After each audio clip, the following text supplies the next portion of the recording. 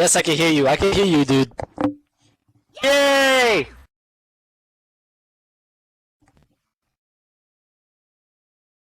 So, here Although comes I'm the not gonna test. lie, I'm hearing you like 3 seconds afterwards. Well, Oh well, at least you can hear me. With worse.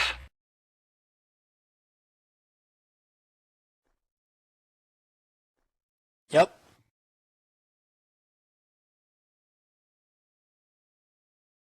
Well, you want to do your normal catch things about making noise here in about 3 minutes? Alright, yep, that's exactly what I want to do. So, ladies and gentlemen, please, to the left and right, we have some very glowing boxes. We have cheers out there. We have booze. We have fan signs. We have everything that you want down here to, if you don't like someone, you can boo them. If you like someone, you can cheer them. If you want a sign, you can grab that sign. As in about 2 minutes. That's right, ladies and gentlemen, 2 minutes. We'll be having HAWX Scorn to start here. So please, TP your friends, families, uncles, everybody down here. You know why? Because as soon as those lights hit, I want everybody to make some noise. I want everybody to get crazy. I want everybody to get wild, get insane, get batshit insane. I want everybody to get noise. Get them from far away in another universe. Bring that noise over here so we can just have a cluster of noise and make some serious sounds. Hey, as we all know, HAWX has now gone intergalactic, so let's make sure our friends in space can hear you.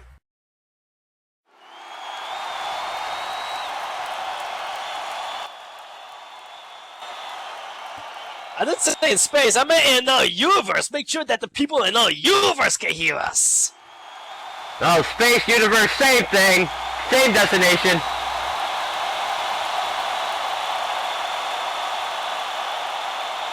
You might want to chill out there, Stoker, or else you're going to have a heart attack.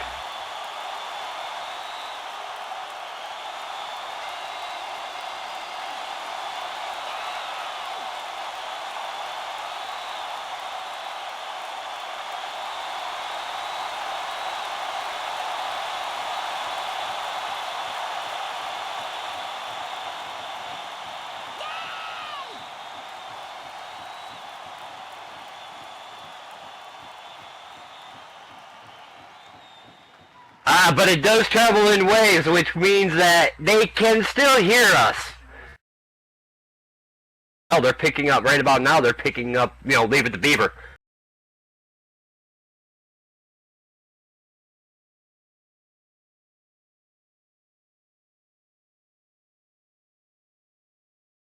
Just saying.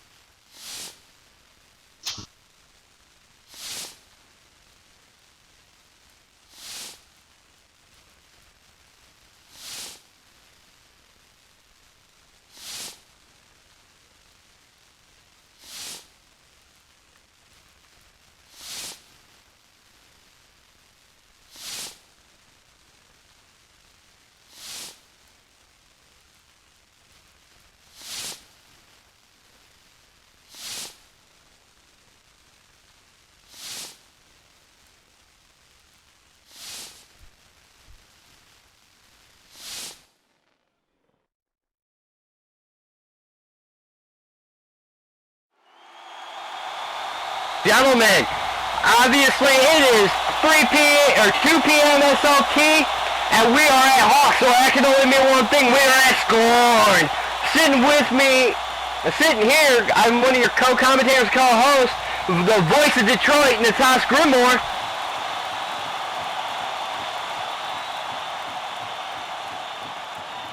Hey, management decided I need to come in between you two, so hey, it's great and it's an honor to join you both on the desk today. I'm Niza Stillwater.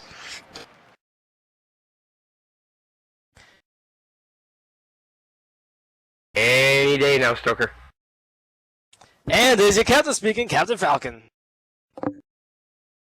Or what my name says up top. I still call you Falcon. I'll call you Stoker just for comedic reasons.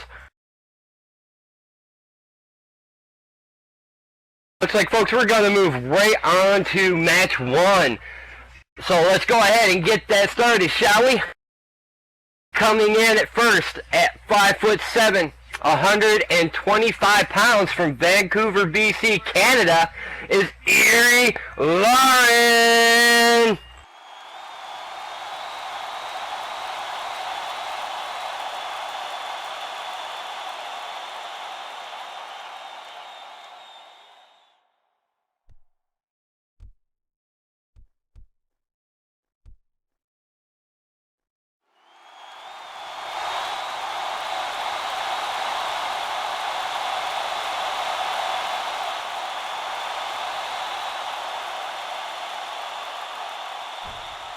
I also forget to mention she's one half of the tag champions of Overdrive.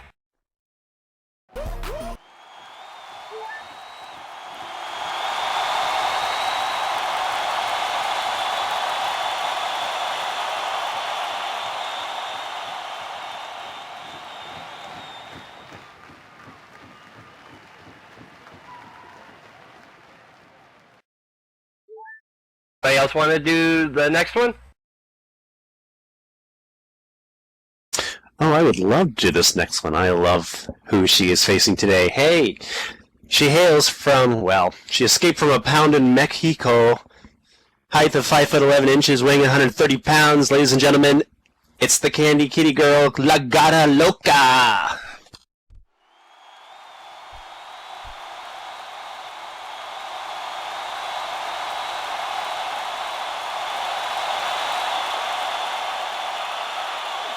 She took my keys. She seriously took my keys and took them as a shiny. That's alright. I think I got mine back from her.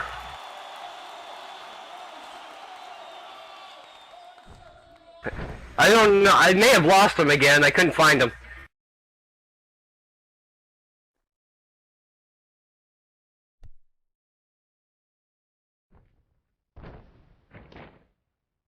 But definitely, Erie is a fan favorite, but can't compare to the Candy Kitty, La Gata Loca. So definitely, this is definitely going to be a great matchup right here. Yes, I was very, very impressed with La Gata Loca's performance at Summer Days against Kinder Chemistry. It was just unfortunate the result to that match. Hey, like they say, you know, in Detroit we have our ways of handling things, and Kendra did what was natural to her. Cheated. Yeah. Well, I can't help that, but nonetheless, Legata did put on a good match, and our most nonchalant referee, Alex, is going to be officiating this match.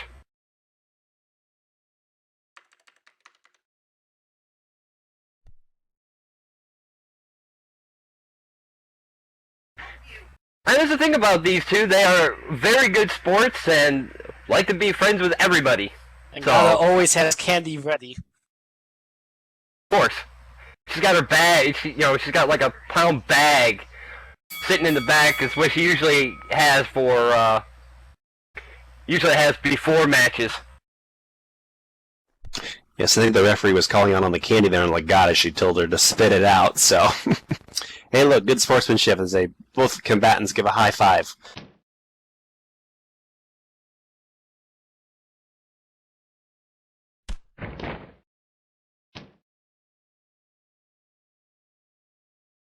Erie with that wrist lock, and into that wrenching that wrist lock at that.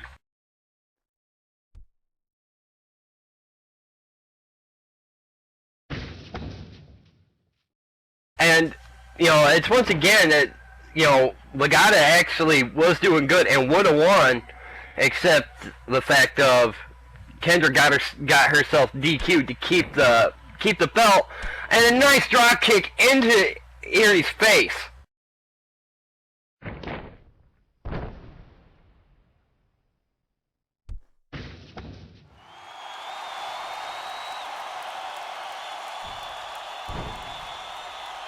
As Erie tries for that leg drop, Legata got up real quick. It was a nice Hurricanrana by Legata Loca.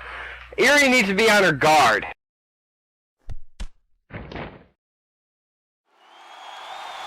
And just looking down the card again really fast, it looks like we'll have a promo from Kendra later, so maybe she'll be able to highlight some things about her performance at Summer Days. But we've got a pin here. 1, 2... Just a 2 count as Erie gets her shoulder up. I was wondering what happened to you. I know Stroker has a little delay there going on, but I was wondering what happened to you. Oh, I was just looking down the card. I didn't want to mention too much about Kendra unless I knew she was going to be talking tonight, and she will be, so I'm going to be very looking forward to that and see what she has to say about it. I'm sure Legata will be watching too, as Erie comes off the ropes there and does that huge kick, sending Legata right back down, following it with a headbutts drop, not wasting any time. Headbutts? You know there was only one there, right? So it was a headbutt drop? Did I do plural there? Wouldn't surprise me. Yes, you did. You did a headbutts. As right now Legata finds herself into the corner, and Erie coming real quick with that high knee in the corner. Well, hey, everything's better in pairs than plurals. So if you like one of something, yeah, look, you like one corner knee strike, there's 2, there's 3, there's 4. Erie constantly with those corner knee strikes, and following it up with, wow, one of my favorite moves, the monkey flip. As you see, the power that went on and with that actually threw Legata across the ring. That shows you what kind of power actually Erie actually has, at least in her legs.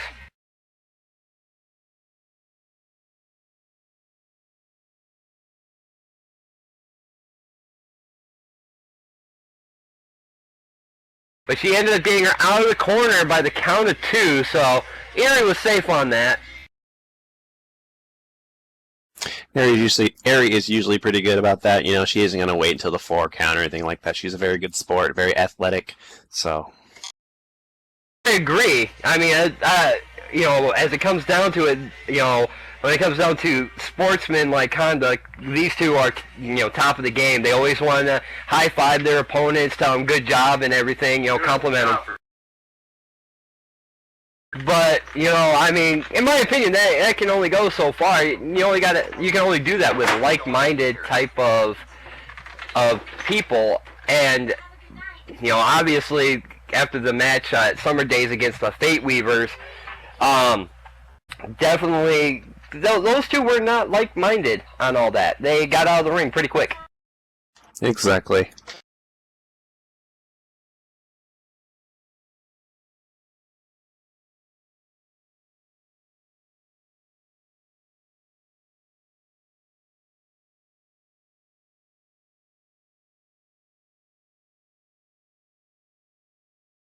Legata is getting up.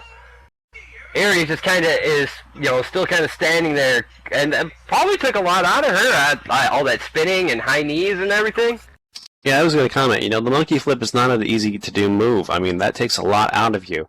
So, she might have to pull out of the ring and take a bit of a breather here, which isn't a bad tactic either, you know. You want to make sure you're at the height of your abilities. So, and she's got Sybil there for support.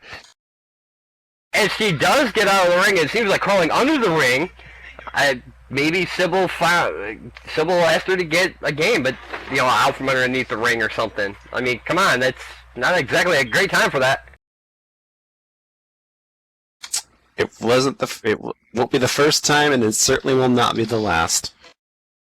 Well, this is true. I mean, after their win against the Fate Weavers and everything, guess they're still curious on what kind of Pokemon they'll actually come out dressed as.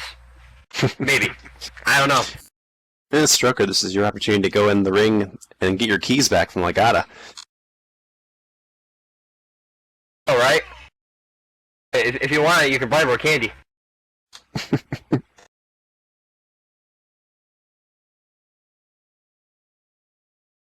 I think he might be under the ring too.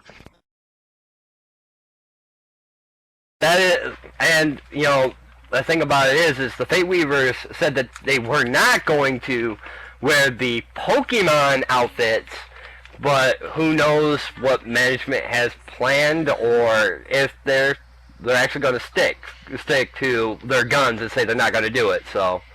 Yes, and I really, really, really hope the Fate Weavers don't come out and interfere in this match. I mean, this is a fantastic contest between two fantastic ladies, and we don't need any interference today. So keep your fingers crossed.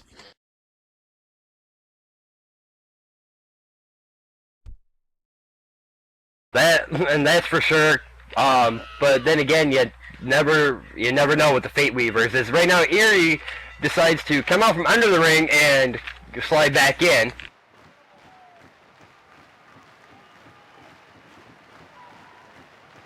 Let's give these two some encouragement.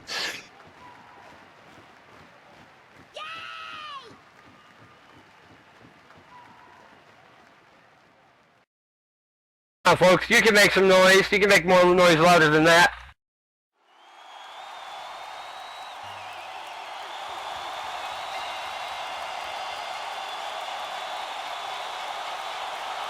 There we go. As right now, it seems like they are underway. And Erie with the haymaker punch, just dropping Legata on her back. That hurt just looking at it. Well, Legata needs those teeth to eat her candy, or at least the hard candy. Maybe not so much the milk chocolate. Because Erie follows it up with an elbow drop.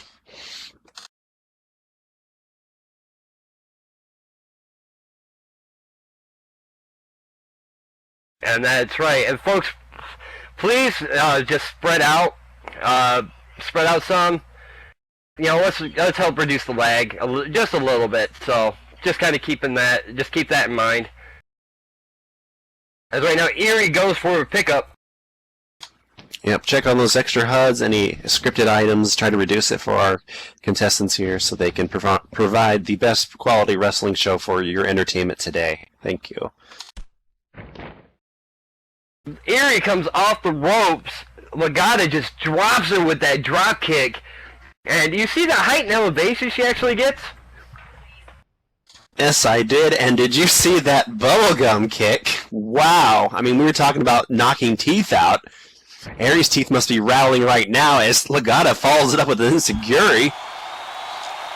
That's the thing about it with Gata, you got to keep on her. You can't give her a break because, she recovers just as quickly as one of the smaller combatants.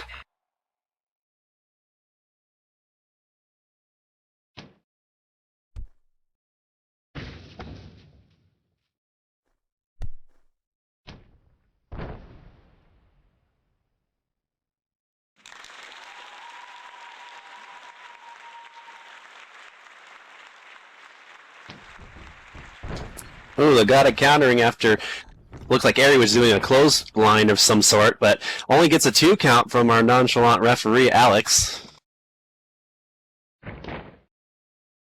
She just kind of stands there in the corner, does what she has to. She don't like counting people out, especially when the count's at 20. Yeah, one thing I noticed, if you throw Erie into the ropes, she will come back with a vengeance, so you've got to be very careful about that. See, right there, again with that back punch. A little oomph to it as she spun around for it. Yeah. That's the thing about it, especially here at HAWX. Another headbutt drop.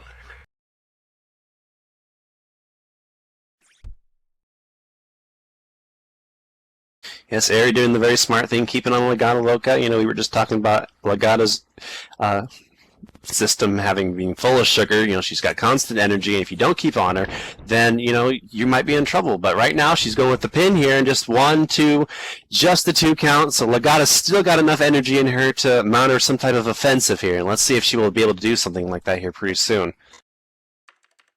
Otherwise, I think the match could be in Eri's favor here. And that's quite possible, but that's the thing about it is ends up turning around and she can recover just as quick. And with that swinging neck breaker. There you go, right there. It only takes a minute for somebody like Legata to actually do a counter offensive.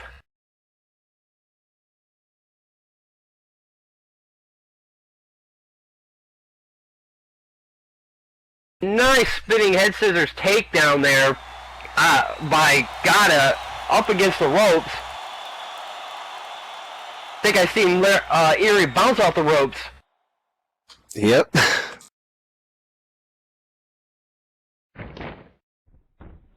Goes for a pin. 1, 2. And only a 2 count. Still cannot get that 3. Well, it's kind of what you expect there from Yep. you know, former HAWX champion. But you see Legata wasting no time. She's up on the top turnbuckle now, and she dives with looked like a flying elbow drop, but she missed as Eri rolled just out of the way in the nick of time. Best thing about what I call the red light district, you know, it's either going to make or break you, and apparently at this point, Gata got broken. Yep. This is an opportunity that Eri cannot pass, and she actually picks her up from behind. Looks like she might be grabbing that hair a little bit, but... And she hits her by the... And what hair? For God's sake, Gata is wearing a mask. Mask? Might have a little hair coming out of that mask, maybe. Yeah, okay. I'm not sure where you're coming from, but hey.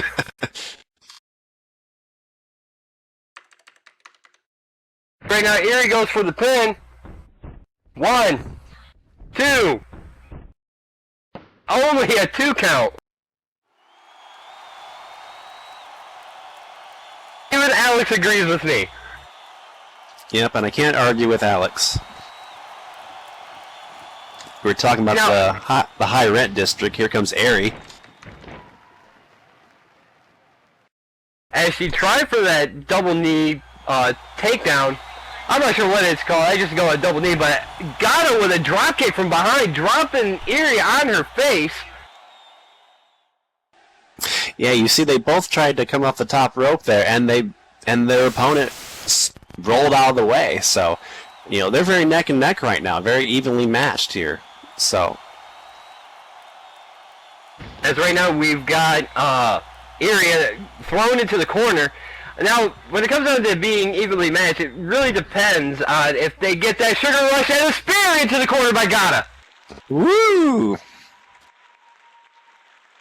That's not really her style, but, you know, what is her style, to say? She sets her up on the top turnbuckle.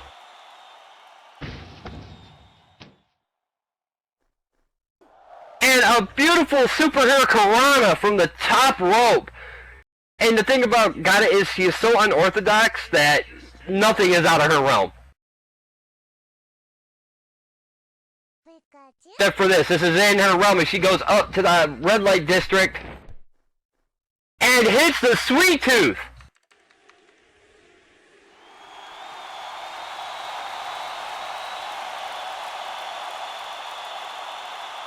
That should be it, folks. Well, if Gata is asking her to get up.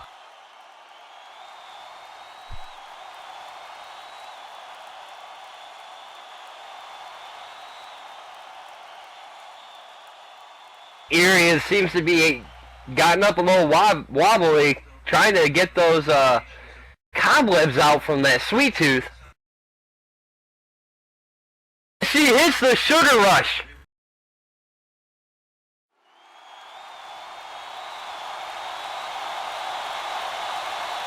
Should be, folks, I've seen that sugar rush take out many opponents, but apparently Gata is not done with Erie yet.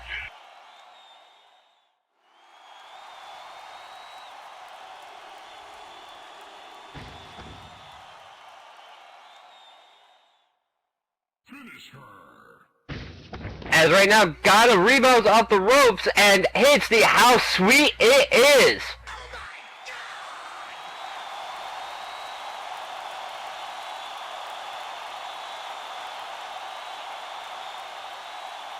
Right now, Gata goes for a pin. 1, 2, and 3. And ladies and gentlemen, your winner of this match is La Gata Loca!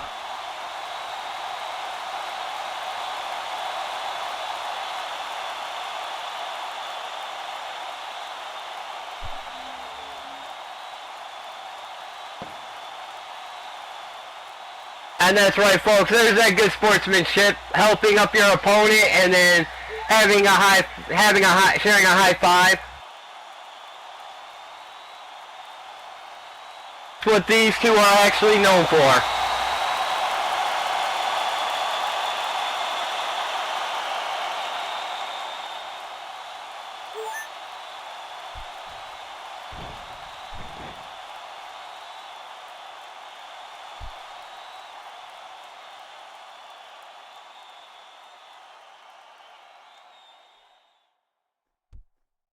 Oh my.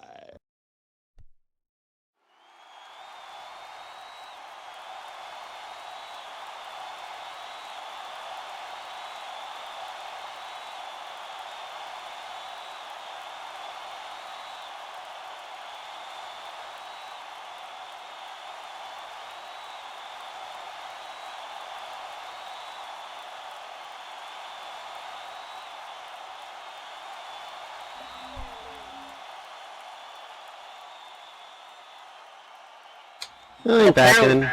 Go ahead. I was gonna say, apparently, Erie and Sybil have some words. Oh, I'm going to be very interested to see what they have to say. And I'll throw Sybil a mic here.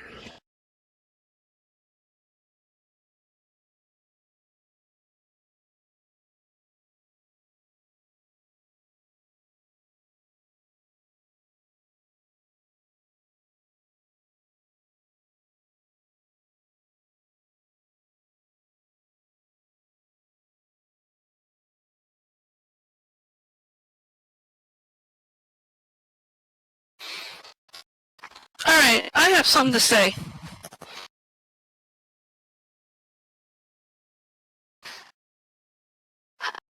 Harry and I found out last week on Indulgence that the Fate Weavers decided not to put on their Pokemon costumes. Ah! That's right. So we decided to go back to the management and do something about this.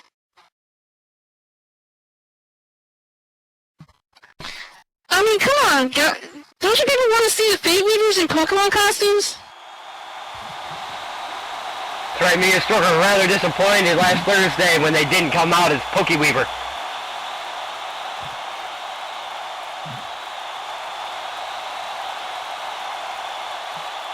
Gotta keep your end of the bargain.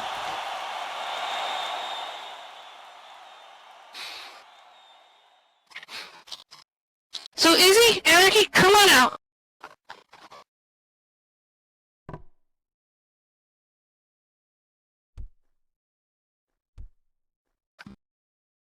Okay, that doesn't look like a Fate Weaver, as we've got James Dean Emerald making his way out to the ring.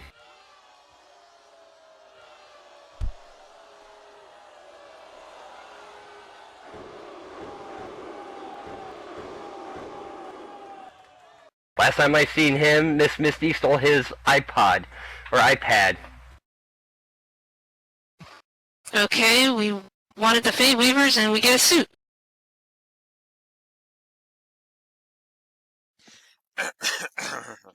Now, I know you called the Fate Weavers out, and I understand you have a grievance against something they didn't do on Thursday. Now, I'm here to inform you that, you know, being the busy man I am, promoting HAWX, doing what I can, dealing with complaints about a Willie Stroker name, things like that. I have done my research and I've looked up the contract that you both teams wrote out. And after talking with my trucker lawyer, I have determined that you two are correct. The Fate Weavers were in violation of their contract and not wearing their Pokemon outfits. So that being said, and I know the Fate Weavers are in the back, unfortunately, the contract says if you do not wear these Pokemon outfits, HAWX will have no choice but to fire you. Wow. Finally, Jaden's Dean Emerald came through and came handy, at least for the show. Now, I repeat, do you want to see the Fate Weavers as Pokemon? I think that's a given from the crowd. Well, they have to wear those outfits or they will be fired. That is a breach of contract. So, Fate Weavers, I don't know. I don't know what to tell you.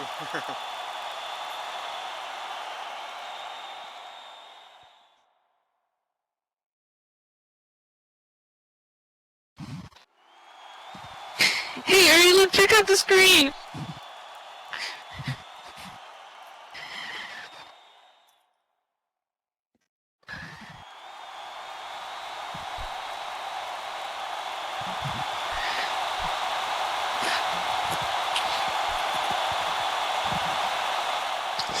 Well, here they come, now dubbed the Poke Weavers.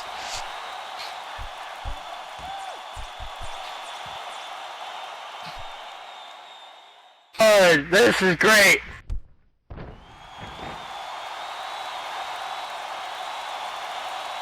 I hope everyone has a camera on them.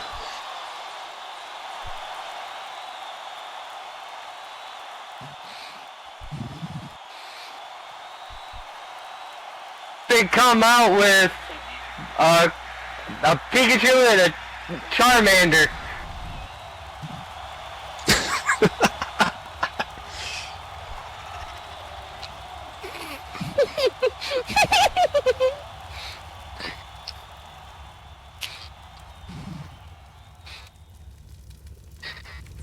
Okay, this is what I've been waiting for. Up, you stupid little gamer bitch.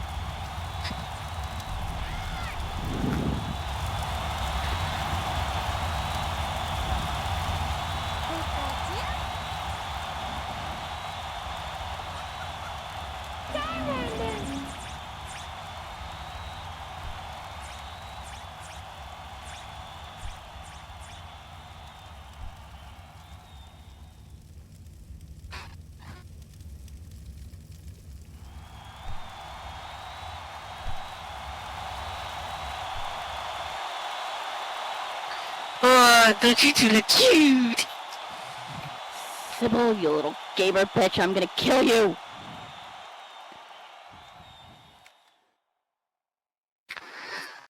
Ah, come on. Pikachu? Just listen to the crowd. They all love you. Like Am I right? Fire. There's no choice. This wouldn't be a breach of contract. You have to. There are rules you need to go by, and I think I'm getting over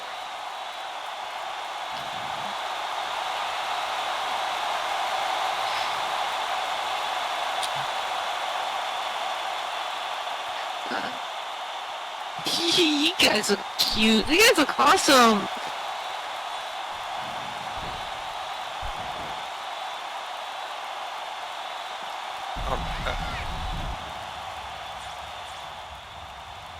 Is there a license for those things? That's fine. We'll dress up. We'll play this little game of yours. But we're not done. Anarchy, shall we?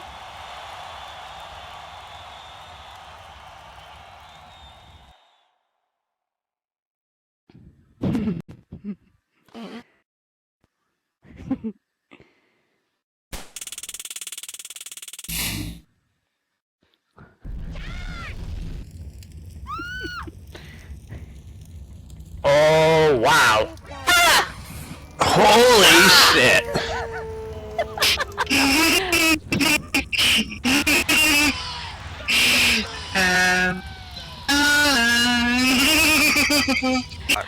Hi, girls.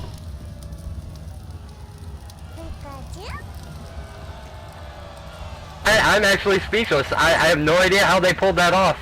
But apparently, somewhere along the lines, they actually gained the power of the Pokemon. Your guess is as good as mine.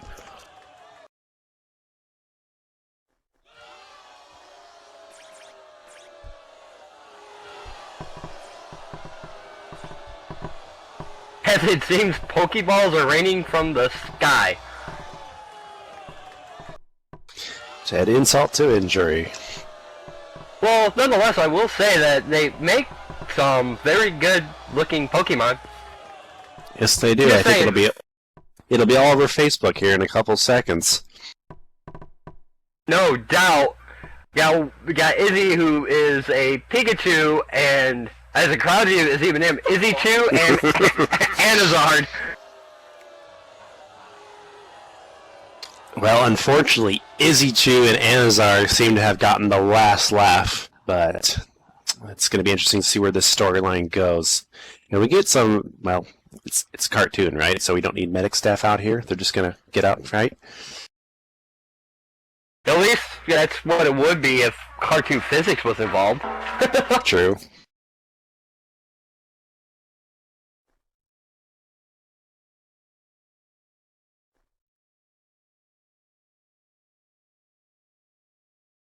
But I think those are two Pokemon that I would rather not catch. Indeed.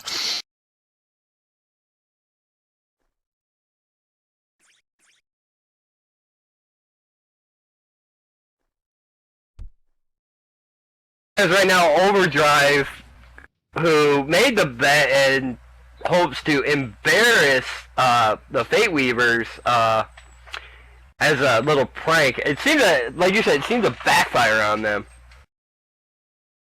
Wow. That's all I gotta say is wow. Yeah, there's no words for that. But we've got a lot more action on the card tonight, so... Alright, and folks, please remove any extra or unused HUDs. You will not need them while watching the show, or any heavily scripted items, which are including but not limited to Pixel Peckers, City Bouncers, Ass Shakers, or Tummy Tuckers.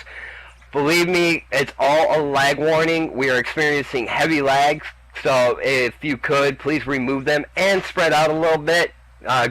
Grouping together can actually also cause lag, so want to make this as lag-free as possible and make this show as smooth as possible. We thank you and appreciate your cooperation.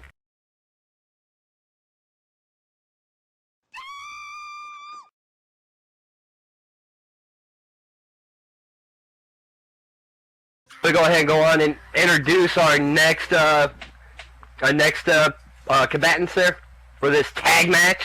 Oh yeah, tag team match. This is going to be a good one. Hey, you want to go do the first set, or should I? I'd be happy to do it.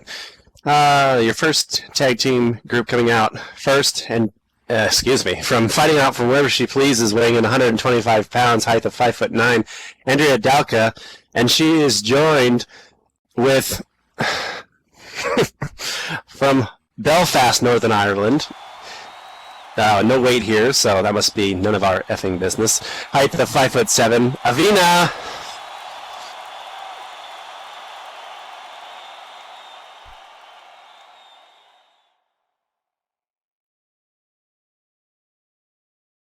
Something from the back stating that she weighs 130 pounds. Okay.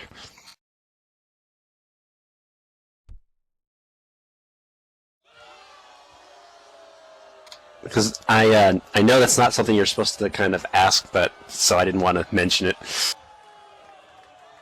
Well, you don't ask the woman directly, but you can ask the staff.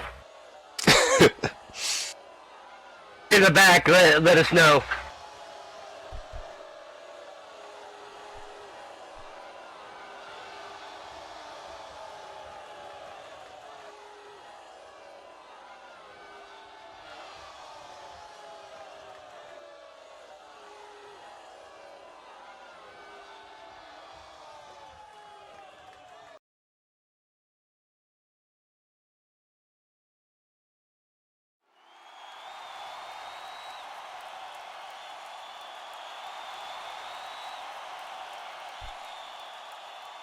So you know, it might be to my understanding that maybe we should instead of announcing who comes out next, we should let them come out and. What do you think? Oh Lord, really? Oh, then I don't think they're going to waste any time. No. Well, standing at 5'11", weighing 133 pounds, from Slam City SL, is Maza, and her partner for this matchup stands at 5'5", weighing 165 pounds, from Bedford, West London, is Pauls.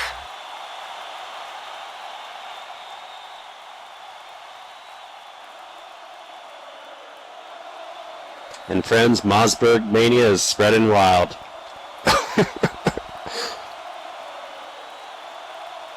Oh, Lord.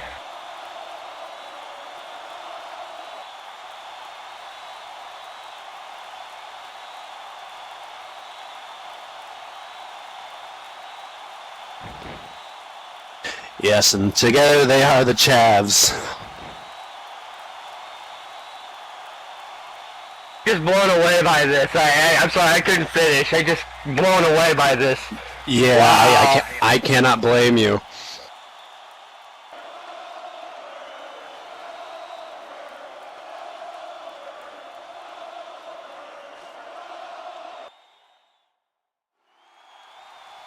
Alex is not blind, she just doesn't care. The difference.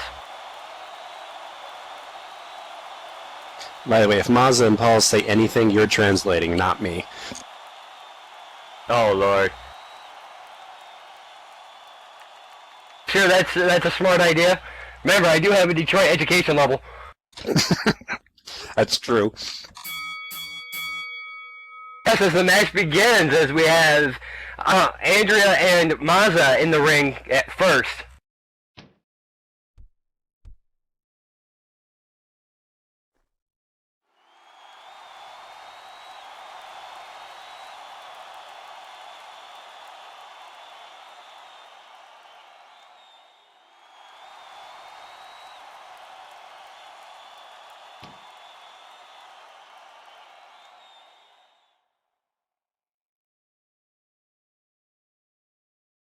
As right now we have Mazza putting in a side headlock. No, She claims that she's tapping. Well, that's kind of the thing is she's not smart. That's the best thing to put. But a Yes. nice headlock takedown from Andrea. And I don't know. I'm still in shock over what was going on. I think we're going to be both tongue-tied this match because, yes, I mean, this is Mazza and Paul's. I cannot remember the last time I've seen both of them in a ring before. And I am familiar with them, but it's just been a long time for me.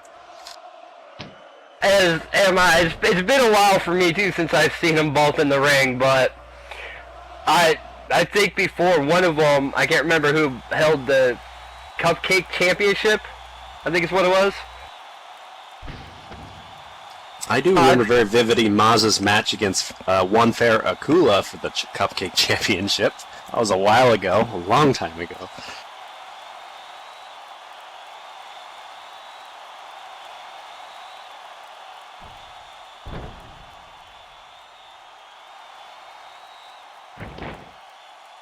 And then, yeah, Masari found it in the dumpster. Andre was trying to go for a quick win there at that schoolboy roll-up, and but doesn't get much out of it. Well, you know what they say, no brain, no pain, and well, I think that's exactly what Maza, definition of Maza. Ugh.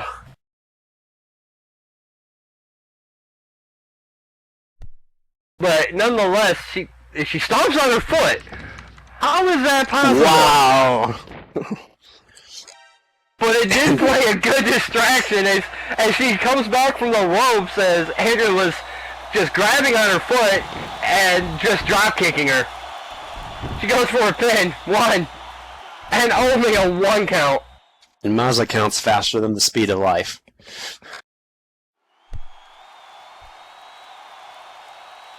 Oh, Lord. Already claiming a disqualification for smelling bad. All I can say is, yeah, wow. But nonetheless, that tactic seemed to work, and she's actually smarter than she appears due to the fact that she's keeping Andrea away from her own corner. Yep, and if there's one bad thing about one chav, then there's even more to do with 2 chavs. As looks like Paula is going to get her opportunity for some action now.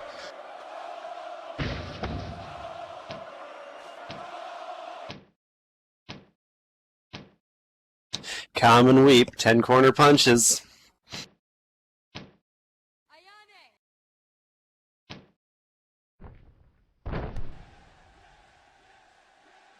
Followed with a snap suplex.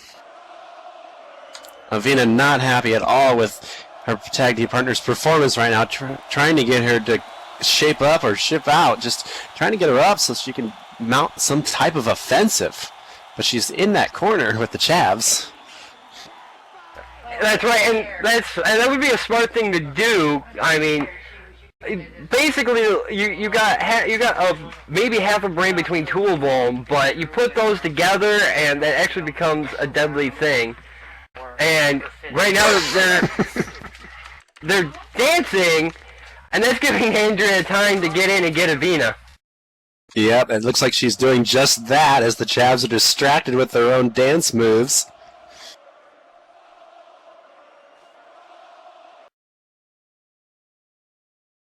And you know Avina doesn't find this funny at all, and she's about ready to show some punishment. And the crowd don't like it either.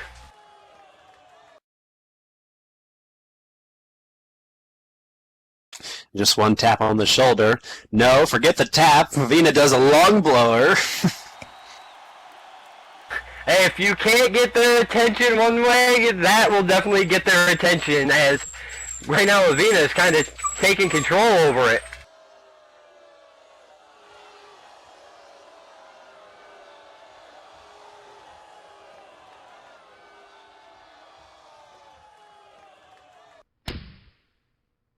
It's a nice roundhouse and a DDT to follow.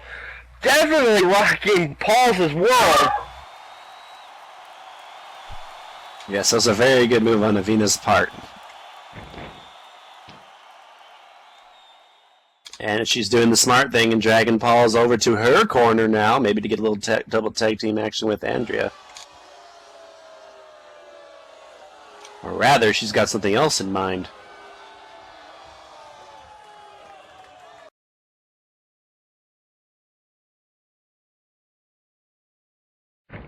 As right now Avina goes for the pin. No, it was the fact that the ropes was in. She was crossing the ropes there. Well, you got to give her credit for trying, but the ref is on top of things today. Even if Avina does ask if the ref is blind. That's one thing you got to realize is Alex may be nonchalant, but she is good at her job, as being ref. Avina not pleased with the ref's decision as she's in her own world of distraction right now as Paul's makes her way over. And now they lock up.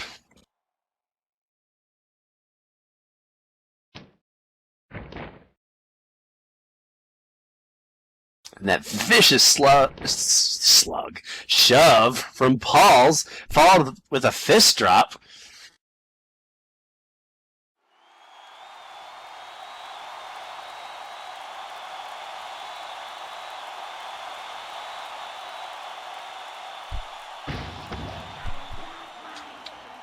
Paul's coming off the ropes and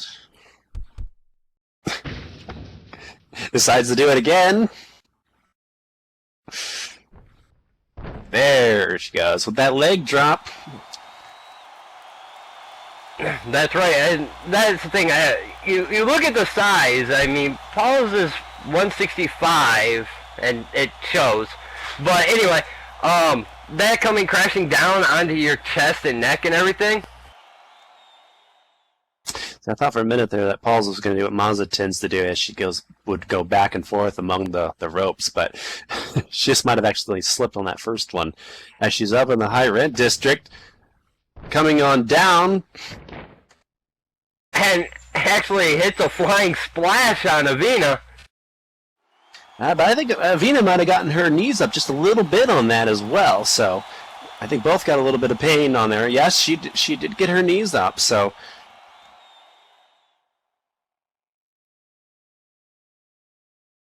At the very last moment, I almost didn't see it. Oh, that's a good thing you did, because I didn't see it at all, so I just assumed she connected with that splash. Yep, and Paul's didn't see it either, so but now she's feeling it. It must have been one of Maz's plans. Apparently she's not following the plan to perfection. Do they ever? That's the question. Yes. You saying they do? I don't see it. Anyway, I know Avina aiming for that knee and just stomps on it. Yeah, she's asking her tag knee partner Andrea to watch and learn as she follows up with a vicious stomp.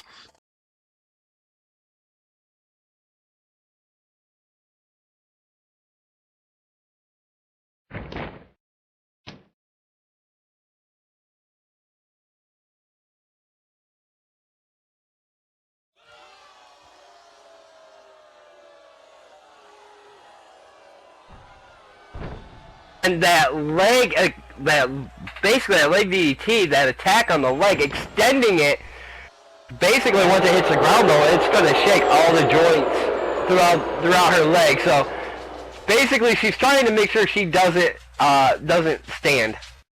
Yep, that's a very good tactic because without your legs, you're limited by the arsenal that you can use to take out your combatant. So it's a very smart move on Avina's part. That's right, and right now Avina is just working over Paul's and working on them legs as, yeah, she gets the figure four locked in. In the middle of the ring, nowhere for Paul's to go.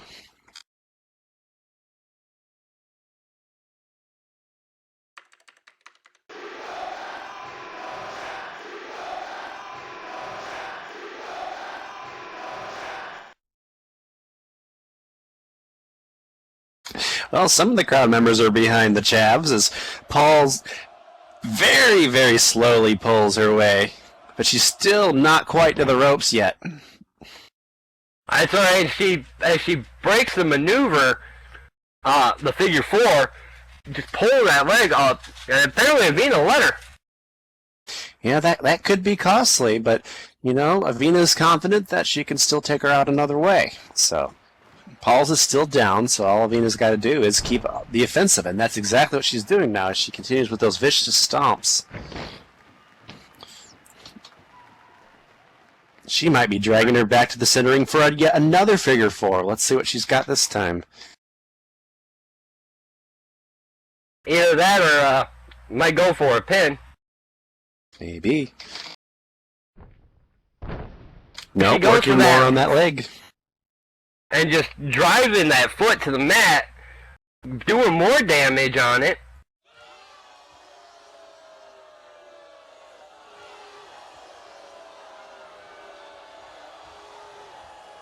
Now, you know, a lot of wrestlers just, you know, punch and kick and do all sorts of special moves. Not a lot of them that I've seen as of late have focused on specific body parts here. Avina, again, seems to be very technical here, and she's working on that leg, and that is going to add up to potentially a win for her and her tag team partner, Andrea Dalka.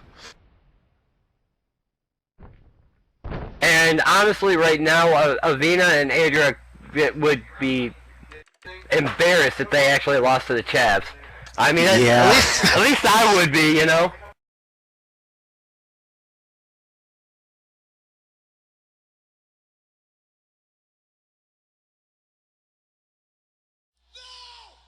Now, Avina's in the red light district.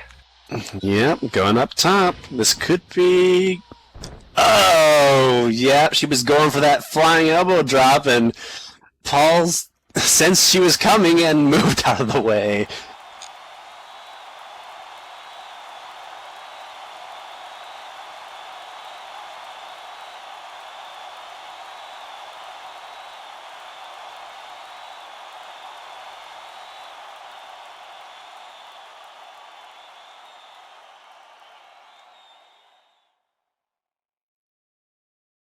Now Avina is making it to the corner. Her corner looks like going for a tag.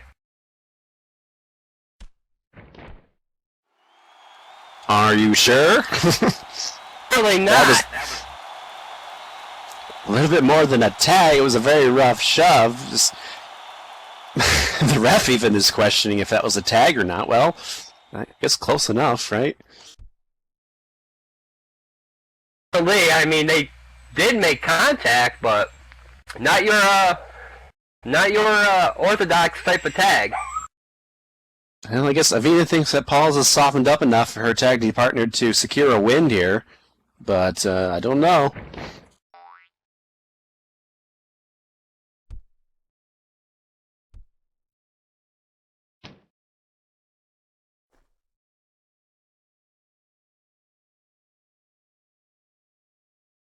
As she goes for that front face lock and is dragging her to the ropes.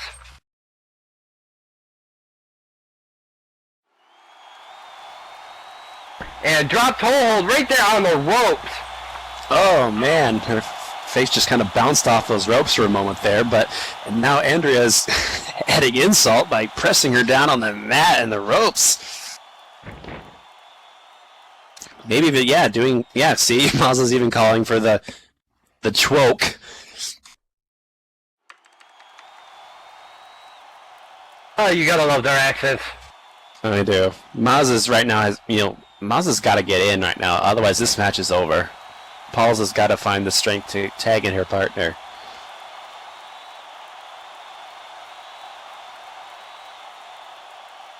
And right now, Mazza's saying tag us. Who's us?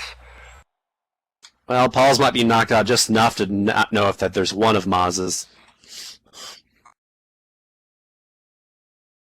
That's possible. She maybe see a double or triple at this point.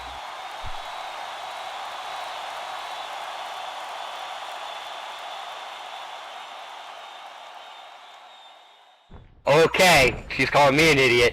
As right now we've got a rolling bridge there by Andrea. 1, 2, and only a 2 count as Mazza. I'm thinking Mazza is only kicking out of instinct.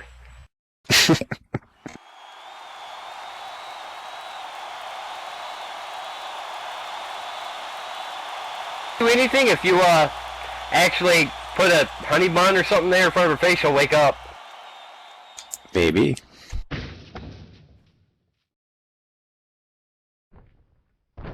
Yes, and sometimes when there's so much action going on, even I can't tell the difference between Pauls and Mazda. They're both chavs, so we just call them one chav, two chav. Kind of like thing 1, thing 2, except chav 1, chav 2. Yep. Well, Andrea's going for a pin here. She thinks she has softened up Paula enough. 1, 1, 2, -1, -2. At least they were partly on sync. 2 count, though, from the ref. Right. I think what matters is what the ref actually says, not what Mazda has to say.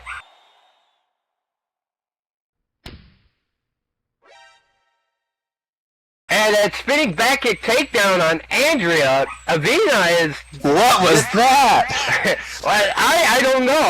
Avina is obviously not happy, and maybe it's because of, you know, Siva still having her belt. I'm not sure. I have an idea what's going through Avina's mind. Avina is thinking, I have softened up Pauls for you. I did a figure 4 on her. I did a lot of vicious stomps. I softened her up. Why can't you finish the job? And now she's had it, and she's leaving. Andrea can't even finish her job, so I feel kind of sorry for Andrea right now, but it is what it is. I mean, you got, you know, a nice springboard. And I think says, that was Air Mazda, and she totally missed. she literally went from one end of the ring to the other. That was amazing. Even for her. It may have been a miss, but I think that was one of the highlights of the match. Meanwhile, as Andrea's a little appalled that her partner just left the building, Paul's, I think, is taking advantage.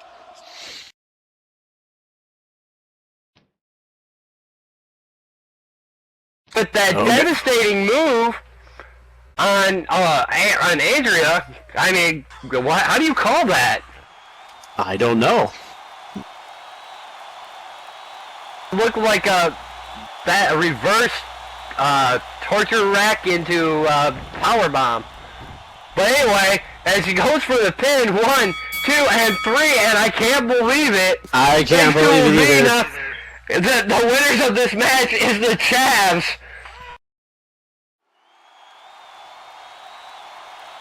Oh my God.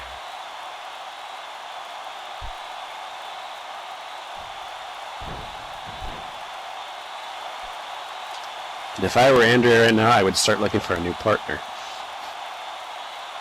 Or something, because apparently Avina doesn't work well with others. But you also got to think, with the fact that Siva said that she was going to Wonderland and she's keeping her belt, you know, obviously that takes an effect. That might have been what really got her go in the first place.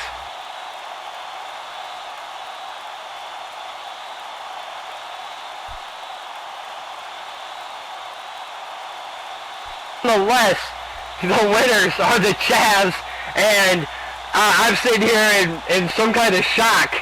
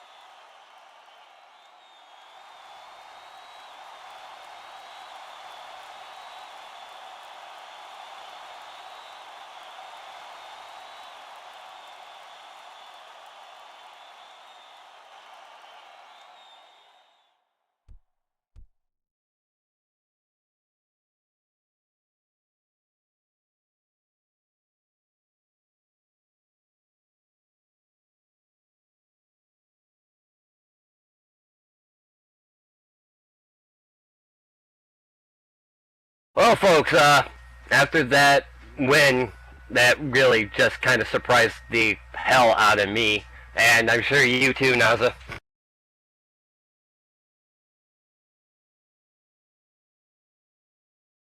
And, wow, that's all I can say is that, wow, on that match. But, you know, are you guys about ready for the main event?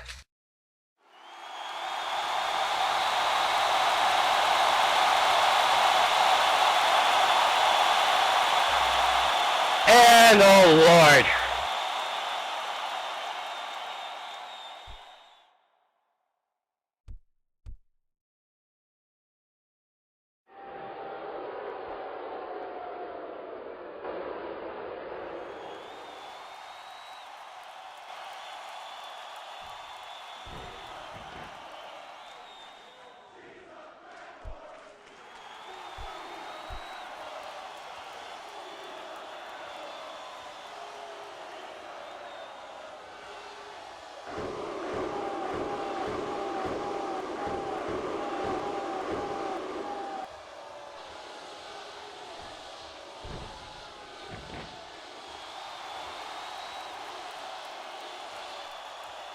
Well, apparently, Kendra's going, saying cut it.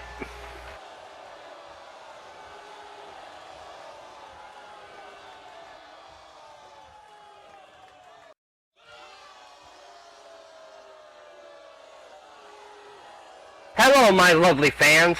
I want to talk to you about my match at Summer Days. Oh, please stop booing.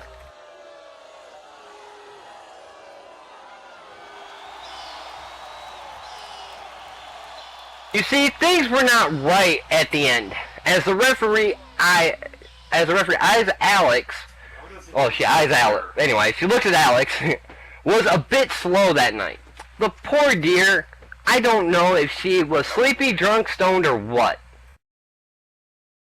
She is referring to Legata Loca. All I know is that I had that match won, what, like 2-3 times? But I was getting a raw deal. Oh, poor me. What could I have ever done?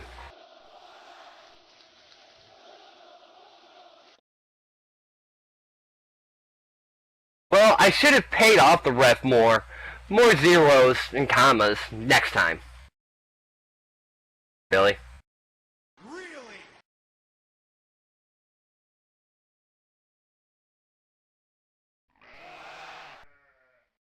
But I had to end it because of the injustice of it all. Having been in court and prison, I know all about justice. No, wait. I take that back. Never mind.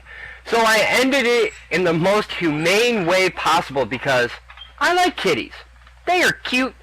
Poor Gata. Well, her head was protected by that cat carrier when I whacked her with a bat at the end of it.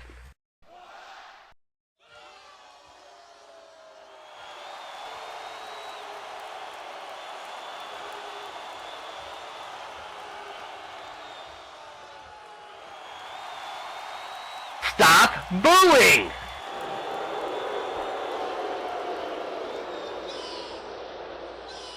I know you all love Legata Loca too, so I am establishing that Legata Humane Society, I will take your donations and in return I will pay off the refs better. No strike that. Go easy on Gata in the future. All that because I am such a nice, kind person. Is she kidding me? Thank you very much.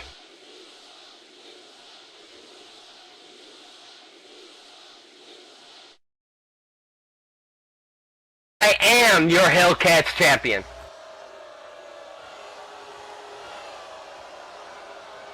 Maybe I should have still kept sleeping. I can't believe the audacity. She did speak of Summer Days, and wow.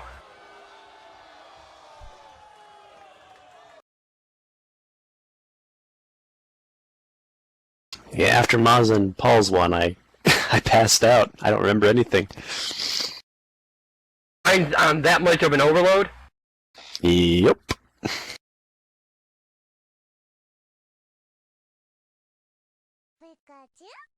And I'm sorry, folks, before I was rudely interrupted, it's not so much we're on to the next match, not the main event. I'm sorry. I kind of got you gotta understand that match, that my mind was blown too.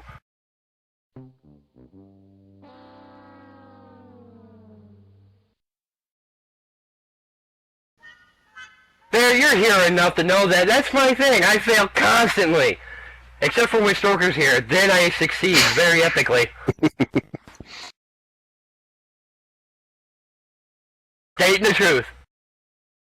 Anyway, you want to go with the first person, or should I? Go ahead. I'm still getting my stuff in order here. Alright, match 3, standing up at 6'2", weighing 276 pounds, from parts unknown, Kenate? I hope I pronounced that right. Kentucky. Okay, thank you. Yes, that's the right one.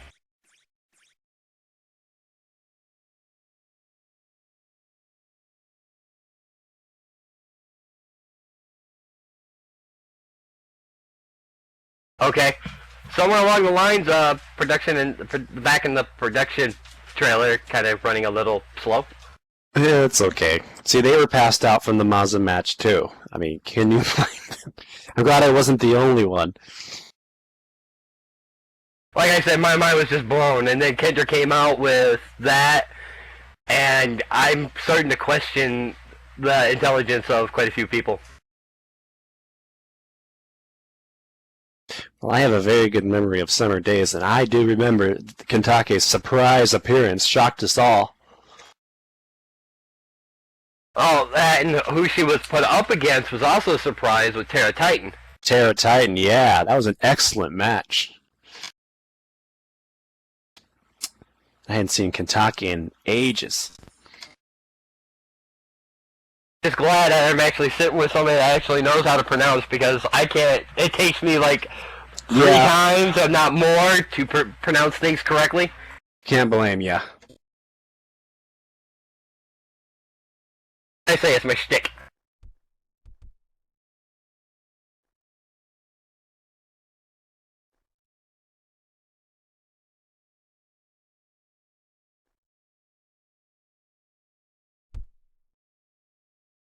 And as some of you remember, you know, Kentucky used to be Farrah Akula's bodyguard, but haven't seen Farrah Akula since, except for one sporadic appearance. I'm sorry, don't eat me, don't eat me! Yeah. See, you messed up her name and she was going to take it down on you.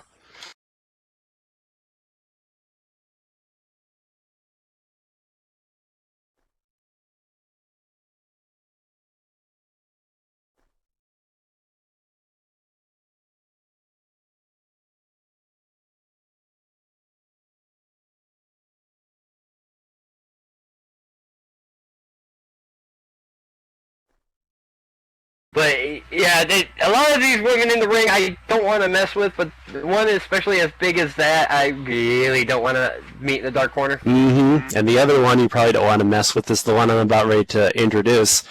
Coming from South Carolina, at a height of 6 foot, weighing in 150 pounds, ladies and gentlemen, I give you Miss Misty.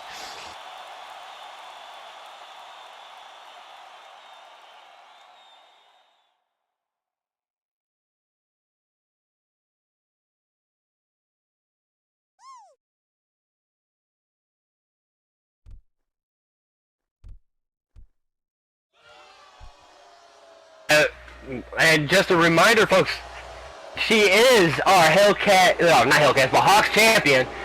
But she is followed up by the Hellcats champion, Kendra, as they are part of WMD. Now, but unfortunately, this match is a non-title match. Why am I not surprised?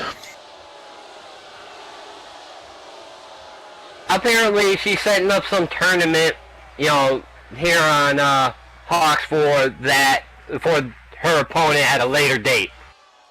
Hi, Misty. Hi, Kendra.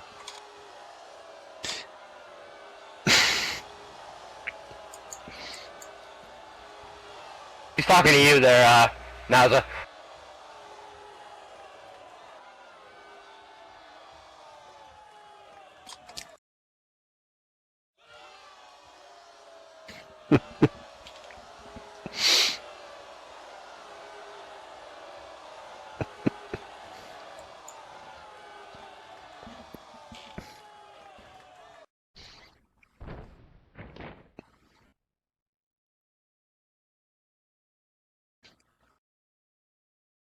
Normally when they come out here, they're followed by Nick Halderman, but apparently he hasn't been seen today. So, but that's the thing about him. He has, when Misty first came on, at least when I first came on, Misty had no direction whatsoever. She was just violently decimating her opponents. But now that Nick Halderman actually took her on as a client, he's actually given that viscosity a direction and where to carry it out to, and obviously the fruits of his and her labor have actually paid off. Yeah, you're exactly right. I mean, Misty has always had a huge fighting force. She's always decimated her opponents, but she's done so without much of a direction. And now she has direction. That's Nick Halderman, you know, one of the most, I don't want to say talented, but he is one of the most renowned managers in all of SL wrestling. And that's the thing, whether you like him or hate him, Like him or hate him. You like him or hate him, but you know, with WMD, he's got two of the top champions under his belt. So that actually proves what kind of manager skills he actually has.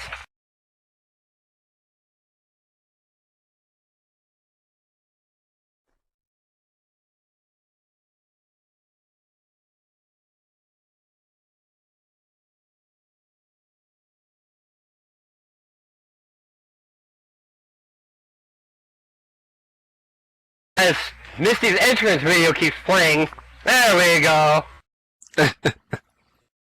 She probably had worked that out with production. Well, I gotta say, they could have had a match while music was playing. I mean, that's something new. Sure. Not enough room for us to actually do some talking.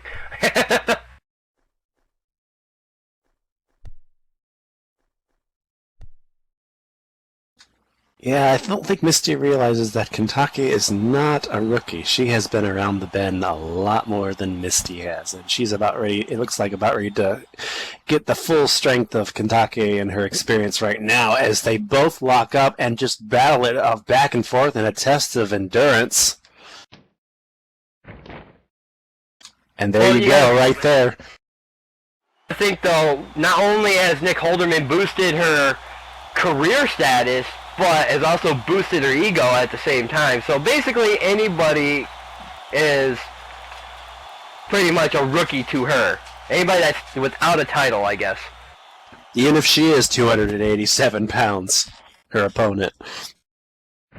As you can see with that lockup shove by Misty, Misty is a force not to be trifled with.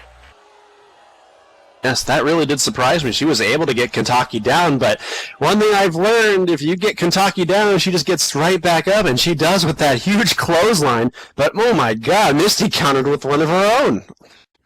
Now they're just trading moves. Well, that's the thing about it. Misty is the smaller one of the two, so she's obviously a lot faster than Kentucky. So, I mean, pretty much ducking under that clothesline, it is not so much out of the realm of possibilities there with Misty. But if she would have connected, Misty would have lost her head. Yeah, I think Misty's thinking right now, anything she can do, I can do better, and she's doing that right now as she pushes Kentucky into the ropes in the corner. And, oh boy, why does this not surprise me? And as she wraps that knee, and is just pulling on it around the ropes, trying to hyperextend it.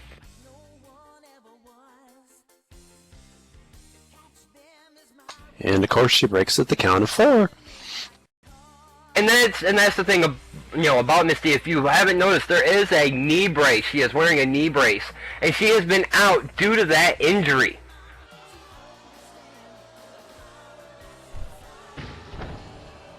But apparently, it's not bothering her too much right now due to the fact of that running across the ring and corner splashing Kentucky. That actually takes a lot more. Either she's fighting through the pain, or she's not feeling it. That's just my opinion. Yeah, well, Misty has been in a number of very painful matches. One of memorableness to me was her against Anarchy Fate Reaver in the ladder match, and after that match, my God, she really did make a name for herself, even if she wasn't with WMD at the time. But it just shows that she can endure any type of pain.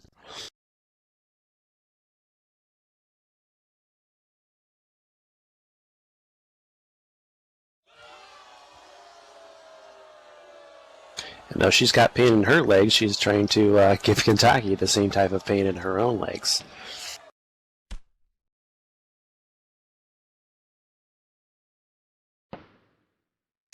Kentucky with that forearm, but Miss Misty counters with the drop toe hold, sending the big woman down.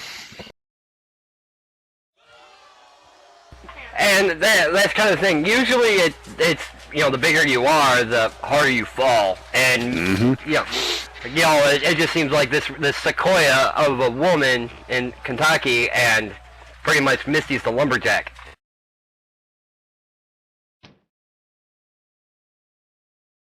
Yep, and Misty continuing to work on that leg as she walks Kentucky in the figure 4.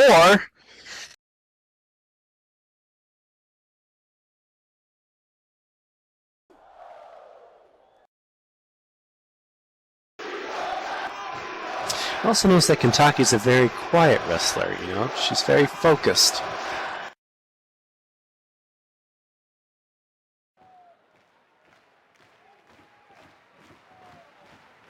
And it seems like Misty's not using much of her power at that, and that's kind of, with that figure 4 anyway, she's not, it looks like she's just trying to take her time. And this is why, though, Misty is the HAWX champion, is because of that, wild, unadulterated power she has.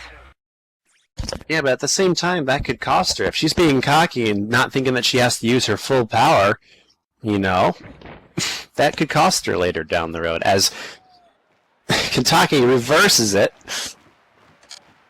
The thing is, it's right on that knee that has that knee brace, as they're definitely, she's definitely feeling that pain. Yes, right now she's favoring that knee, so it's not just there for show. She's apparently still suffering from that injury. She may have made her return a little too early coming back into the ring here at HAWX. And Kentucky taking advantage of it and doing that knee drop.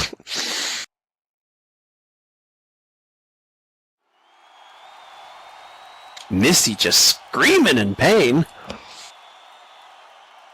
Yeah, and I have to agree with you, is the fact of Misty may have returned just a little too early. She wasn't 100%. And basically her return match is with a woman that's as big as Kentucky. I think that's where it gets a little, how would you say, cocky? Yep. Kentucky lets Misty get to her feet and then surprises her with a chop block, sending her right back down, and again, still favoring that knee. Sometimes Kentucky can be a little bit cocky as well, and, she could have not had Misty get up. She could have just kept working that knee, but she's not right now. She's a little cocky. Well, Misty now resorting to her fist as she does the chops across Kentucky's rather large chest, now following up with a punch.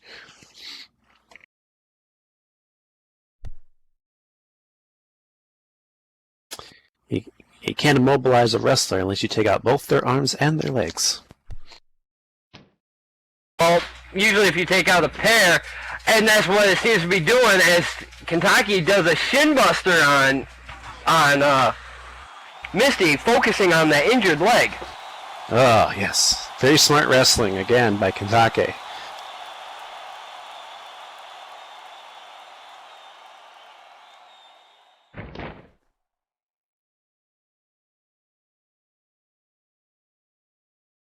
Kentucky is just towering over her. She goes for a cocky pin. Yep, that's traditional Kentucky there, but she managed to get a 2 off of that, so... All of a sudden, she takes that foot, moves it to her face, and basically spins on her face, getting that, basically stretching her face.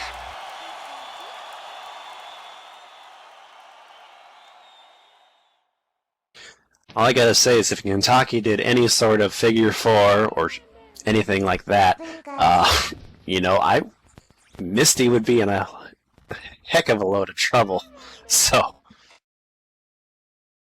Misty right now is in trouble as she is in the corner, and with those big shoulders of Kentucky taking turnbuckle thrusts, as all of a sudden she wraps her knee around the ropes again. That's a little payback.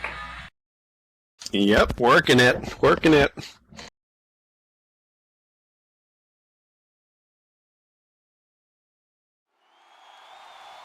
But your mama gave you. Oh, I'm sorry, that's the wrong things. I know. Sorry, you distracted me like that. You distracted me like that. As right now, Kentucky charges into that corner, and Misty rolls out of the way as Kentucky catches that top turnbuckle.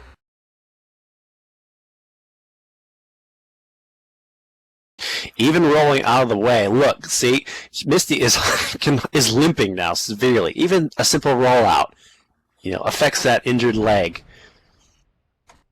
She goes for a pin out of the corner, 1, 2, and are you laughing at Misty's pain?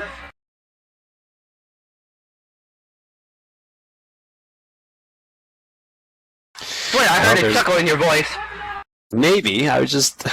Right now, I was chuckling because Misty, the more pain you give her, the crazier she gets. And if you look at her eyes right now, I don't think she can separate, you know, pain from no pain now. She is furious. And that's her extra adrenaline right there, is her craziness. Yep, and basically I've seen her get those crazy eyes before, and oh my god! Do you see what she is doing?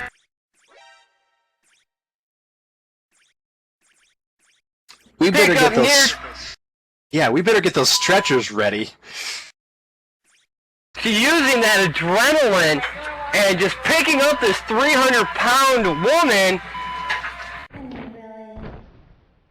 and her leg could not hold it. She couldn't. You know, I've seen crazy and I've seen lunatic, and Miss Misty just did. Oh, yeah. I'm thinking that in her state of mind, she wasn't thinking clearly because that knee could not support the weight of Kentucky up in the air like that. Even if her knee was at 100%, I could not believe she managed to get Kentucky up. So now Kentucky is going to show her how it's done as she gets her into that torture rack, and Misty has nowhere to go. She either has to tap or fight additional injury, which could be, you know, lifelong.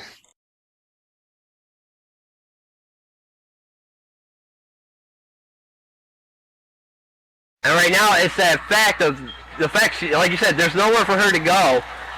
You know, she's not close enough to the ropes to grab them. So, I mean, there's just, it's once again, that place, just wherever your opponent has you in it is where you're stuck. Kendra's urging on her partner right now, but...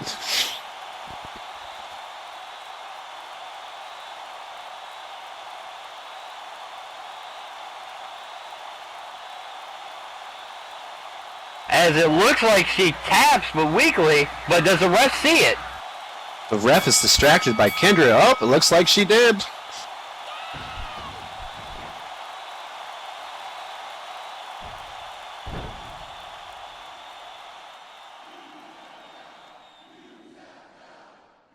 ladies and gentlemen, the winner of this non-title matchup is none other than Kentucky!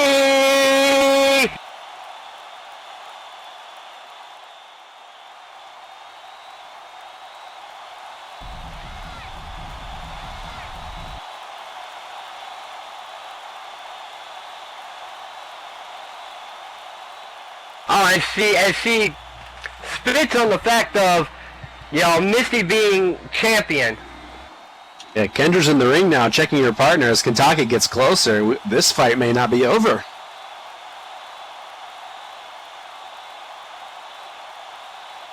Right now, Kentucky and Kendra are staring down at her. Kendra's not careful. She might find herself in the torture rack.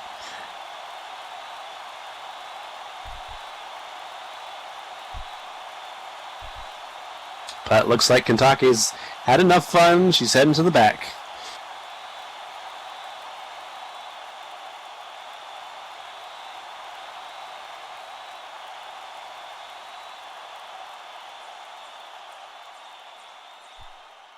Now, Missy seems to be in bad shape on that. After picking Kentucky up in that gorilla press, might have re-injured her knee.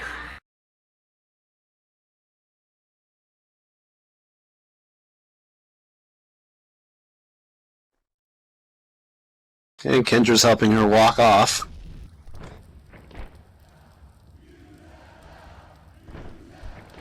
The one last thing I want to say about Kentucky is she used to come into the HAWX ring and be booed, but when you got somebody like Misty in with her, you know, she might be turning a leaf, might be becoming a little bit of a hero. We'll see. Well, it's time to pay some bills. Do you have the sponsors handy there, Nas? Get it in just a second, so why don't you go ahead and start us off? Alright. I'm hoping, okay, I can see it now. MJF Foundation charity event. Did you know that most charities on Second Life only give about 50% of their proceeds to research? Big names like Red Cross, Relay for Life, Wounded Warriors all pay Sim tier first.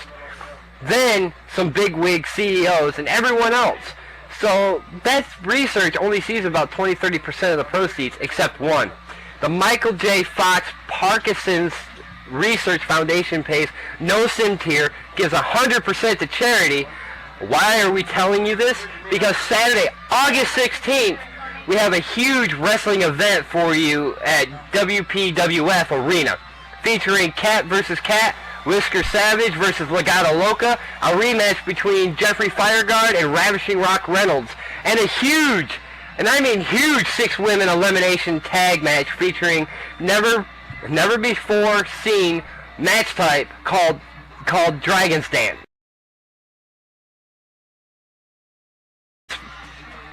Oh, excuse me. Sorry, I had a little something in my throat. And many more matches featuring a concert by Celia Cruz after the show at Sinful Desire's main stage. Starts at 10 a.m. prompt. Contact Avina if you would like to donate something to the charity. That's this Saturday, and Avina is also probably looking still for a little bit of help, so contact her if you still want to help out. Absolute Animations, want to add some fresh new moves to your matches? Tired of doing the same thing everybody else does? Then call on the best to create the best, the absolute best. Animations and Second Life are waiting for you. Contact Ari Miyoshiro, or Ari Lauren, resident, for info and pricing for custom moves, and visit the vendor located in the shop. Also be sure to visit their main store located in Coastal Breezes. Click on their ad board for a landmark. Avina's Weaponry. Avina's Weaponry now featuring a shorter ad and no more ripping off voodoo. Did you know that not only is Avina, never mind, no more with that. Avina's Weaponry, Career Sim, Old Bar, go visit, lots of swords, custom per request, 10% off to HAWX. Commentary hates my ads. I really do at this point. So you probably prefer that much shorter version. Hey, Raging Grace Photography. We do pictures from singles to couples, family pics, kid pics, adult pics, the sexy hot under the collar photos, themed even for pics for the family. Our pictures have reasonable prices and reasonable packages. Standard rate, 20 linen per pic. Want to know more? Contact Rosalind Grace Rage or Piper 730 Resident. TyrusTheNova.blogspot.com, the blog by Tyrus Serevi. If you ever want to find out all about your favorite wrestlers, check out the blog by Tyrus with over 40 wrestlers already interviewed and more coming soon. I am Tyrus Serevi for more information. That's a tongue-tied. Hey, I've always wanted to say this one. Wildfire! Team Wildfire! Ladies and gentlemen, are you looking to up your arsenal of blazing hot videos? Team Wildfire can make that happen. The 100% custom videos, as well as the fire package. Catch our classes on youtube.com/Lyra Team Wildfire, and I'll put that here in chat in a second. Contact Lyra Phoenix or Captain Falcon. Team Wildfire, it's time to burn. The DWRT. Please join us on Fridays at 2:30 p.m. SLT for Digital Wrestling Roundtable, featuring all the news that is news around SL Wrestling. Their studios are open on the island of Misfit Wrestlers where Kurt, Rainma, and Alandra keep you informed of all the hot topics in SL Wrestling. For more information, please contact Kurt Bombastic, Rainma Yashiro, or Alandra Lancaster. Honey Blunts Designs for all those hippie trippy moments in and out of the ring. Also specialized gear to make sure that you look good in the ring at most of your favorite wrestling federations and at Next Gen Central. Please contact Honey Blunts Resident for more information. Visible Nico Designs. Ladies, are you looking for some awesome mesh that you don't need to shrink your boobs for? Yeah, I'm not even going to go there. Check out all the sexy designs at Abysmal Nico Designs on the Career Sim. Contact Lalandra Lancaster for more information. Also, Hawk t-shirts are for sale. Men's, women's, jackets, t-shirts, hoodies. Brought to you by Honey Blunts Designs and Abysmal Neko Designs. Check out the entrance shops to show your support of Hawks. Also, like the Facebook page. Check out all the information happening here at the Hellcats Arena on the Facebook page. Ask management also for a Hawks fan tag. Remember, Hawks is like PBS. It's put on by generous donations from fans like you. So please, drop a donation and a tip thermometer on the wall on my right. And if you would like to sponsor Hawks, just click on one of the ad boards on the wall or contact Honey Blunts Resident for details. Bills are paid.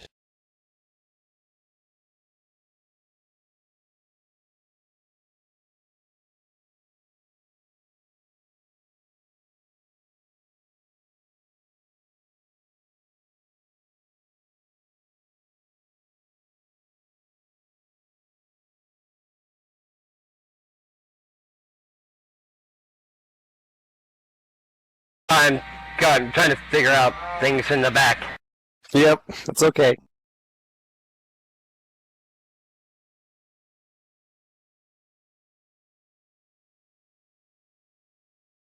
Hey, I got my information. We will do this main event style. That means you're up.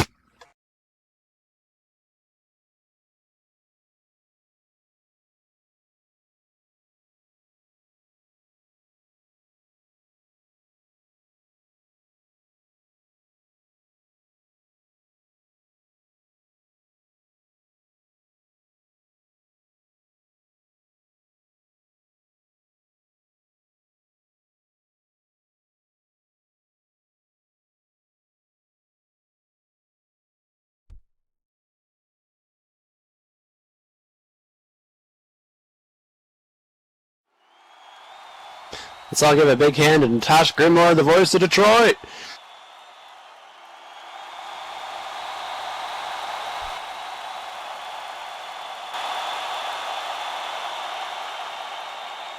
Yeah, thank you.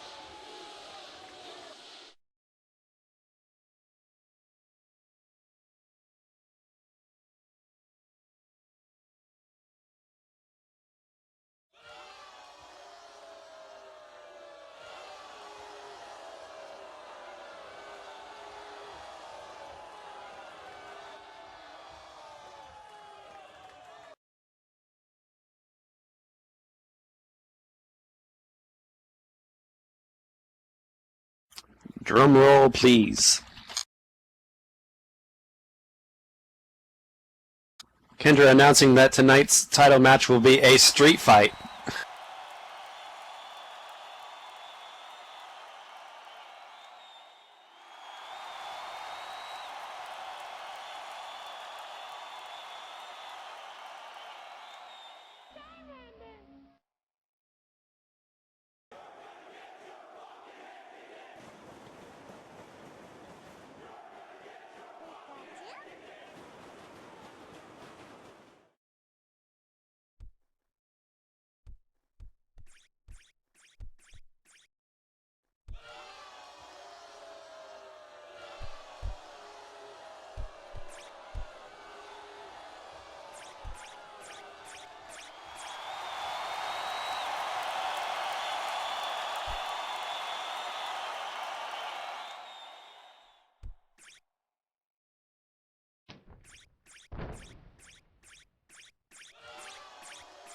Ooh.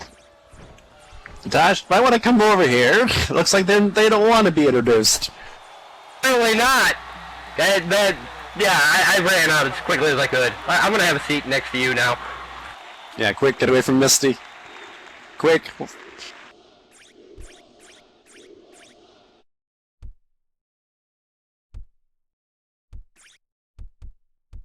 I guess I'll do it all from down here. Apparently, yeah. Go for it. Standing 5'6", weighing 142 pounds, from my hometown of Detroit, Michigan. Your Hellcats champion, Kendra Chemistry, and what the hell? Oh my god! Ah! And her opponent, standing at 5'10", weighing 145 pounds, from the Eye of Terror, if I can actually see, is Izzy, or not Izzy, but Anarchy Fate Weaver. Ah, somebody get this guy. Wildfire! Really? What I missed? I know I'm an idiot, but your Charmander attacked me.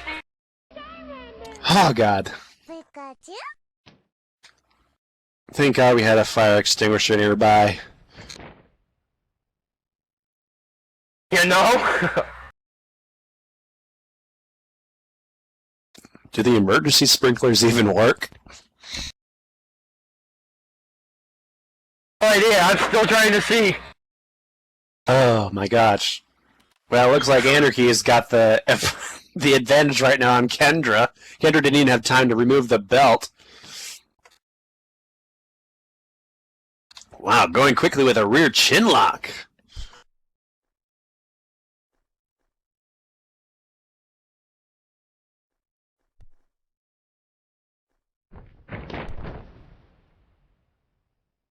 Oh, sitting flip facebuster.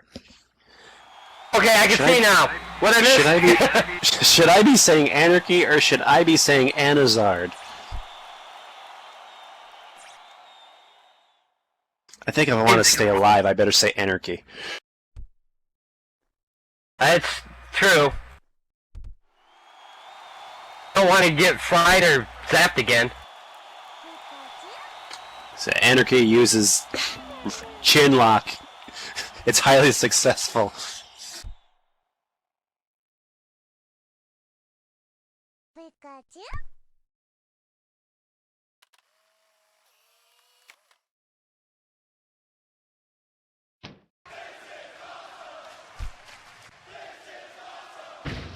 Where else can you find Pokemon at ringside? Only at HAWX. Kendra went out with the front face lock after she had shoved Anarchy into the ropes.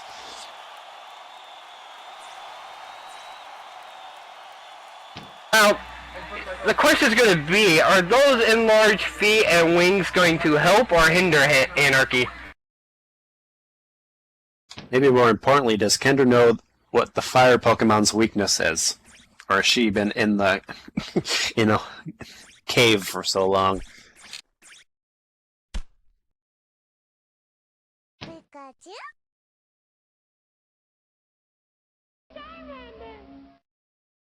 Well, Kendra now with the wrist lock and... Oh! doing the arm wrench and following that with a hook kick. My goodness. I know the Pokemon around is kind of a little distracting as we try to commentate, but Kendra definitely for sure has gotten control of this match, and she puts her in the into the corner. Following that up with a spear.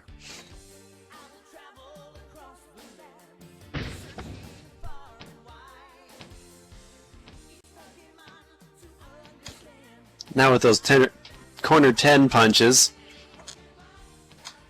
I think the ref is so shocked by what's taking place she can't even make the count. And remember what I was saying earlier about my favorite move being the monkey flip? Kendra Chemistry is one of those wrestlers who knows how to use it very well, as she does so on Anarchy. Well, yes. Anazar should have flew. They should have used the ability to fly. See, I was testing the ref, and she reminded us this is all straight rules.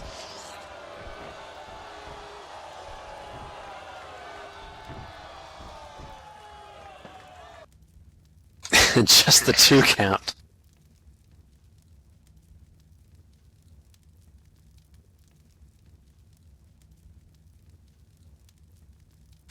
Yeah, Natasha, have you ever seen anything like this in your life? Honestly, no, I haven't. I don't even think a furry fed has anything like this. Kendra ducks under a clothesline from Anarchy. Well, WMD can thank Team Overdrive. Right now, that's a move that Anarchy actually calls spreading the taint.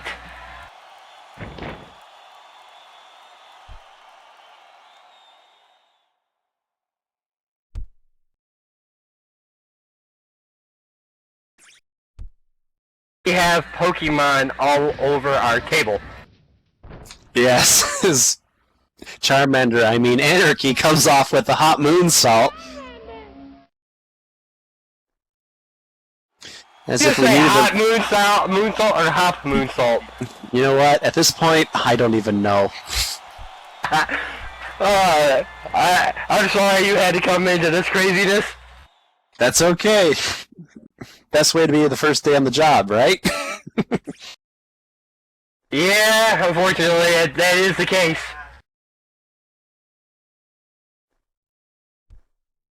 But Kendra with that vaulting moonsault to the outside, landing on Anarchy, Anazard, or something. I have no idea no more. The Pokemon Orange.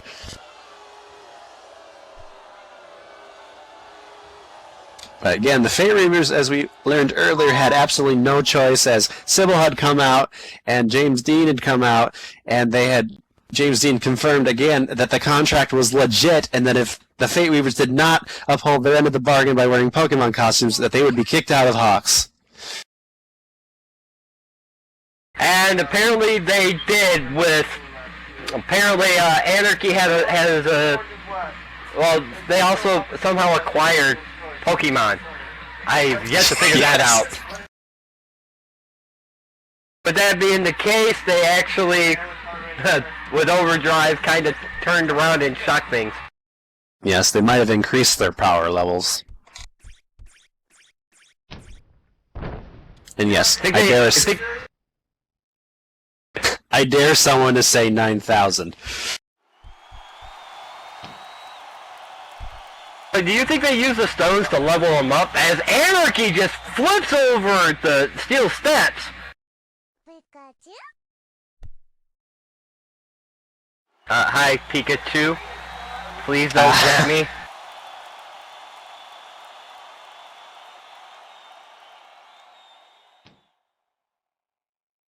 Well, the fan's getting a perfect view now as Kendra face locks Anarchy.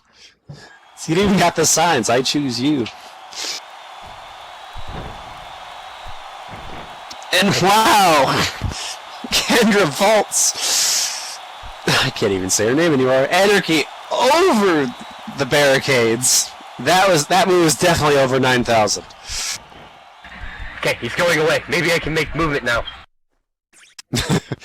Maybe. Never mind.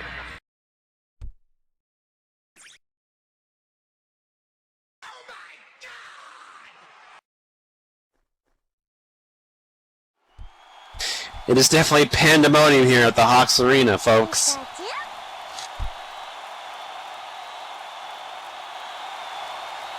And it wouldn't be a street fight unless they took it outside.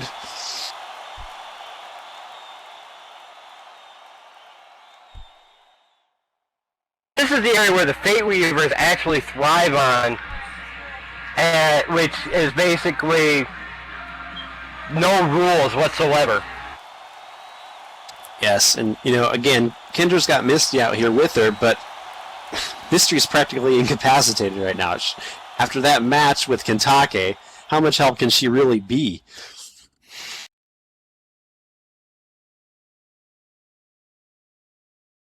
That is a very, very good question. And, well, I guess we'll have to see. Yeah, who do the fans hate worse? Right now is the question. Or are they just going to beat them all up?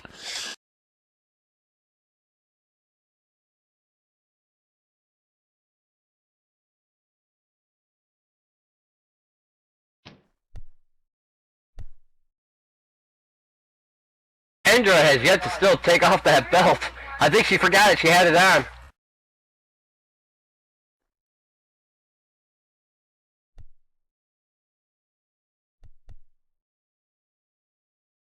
Like Anarchy is just running away from Kendra.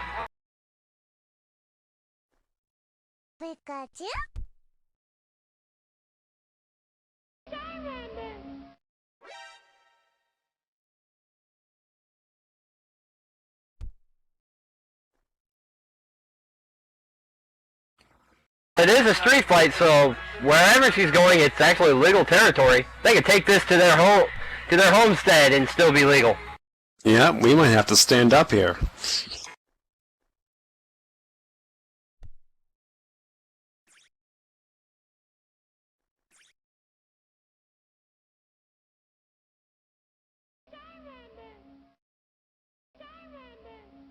Let's say, everybody follow the Charmander.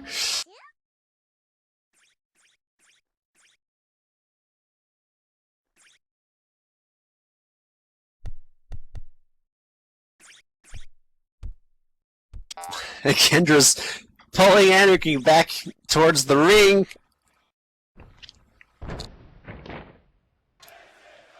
Oh, Russian leg sweep. Really drop it, and remind you folks, this is not a padded anywhere. So the more it hits, the more moves that actually happen out here, the more damage is going to be done. And in addition, we here at HAWX Management are not responsible for your safety, so we advise caution as these wrestlers are going to be moving around here. No lawsuits, please. As James Dean Emerald would put it, lawsuits are not good for business.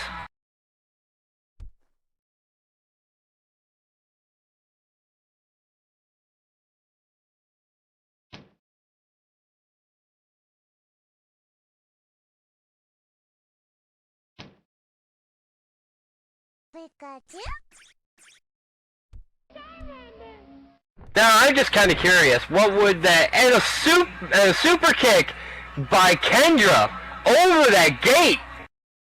Oh my God. And here she comes right over. Wondering what exactly is that going to actually, you know, what factors are these Pokemon going to play?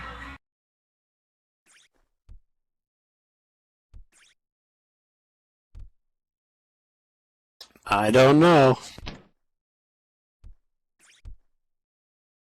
As long as they stay away from the My Little Pony.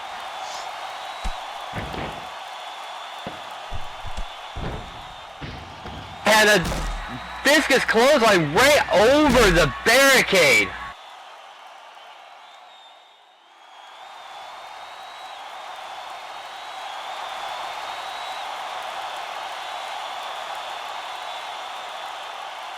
maybe the My Little Pony is a new Pokemon called Stony Pony. Maybe. I think Kendra's head might have connected with the steps there. Oh my god, did you see that? Charmander just did a springboard swanton bomb! Excuse me, Anarchy did.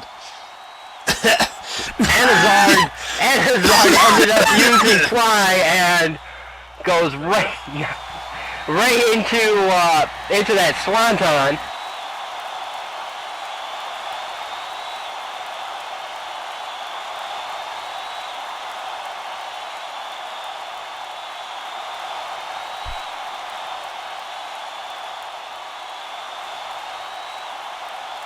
Oh my god, it's hard to, with everything going on, it's hard to actually call this match. Are you okay over there? It was totally effective. It sounds like it was super effective. Yes.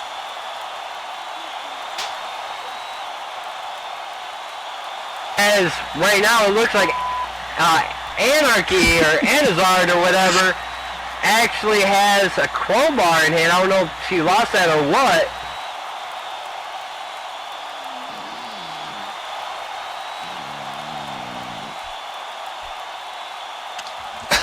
Oh my god.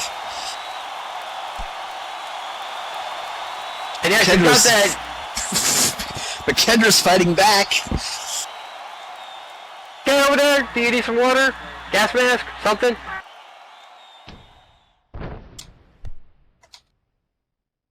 Kendra catches Anarchy with that spinning roundhouse kick.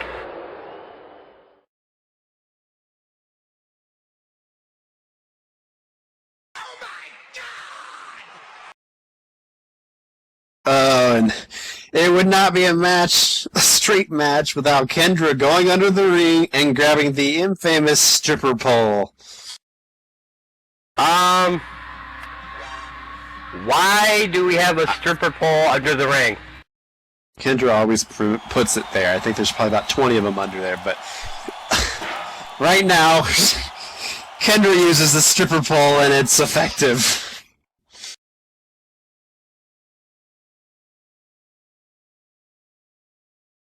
Folks, what's happening in front of you right now is not a dream. This is real. Even if it is hard for me to believe it. I'm here and I still can't believe it.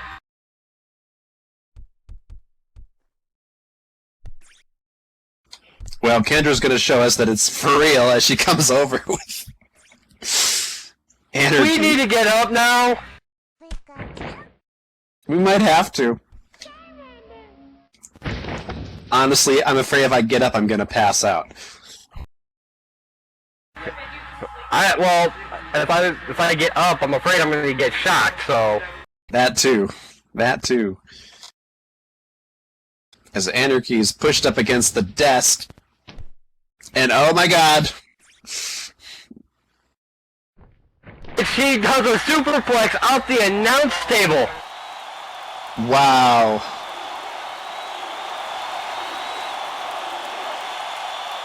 Yes, holy you know what is an understatement there.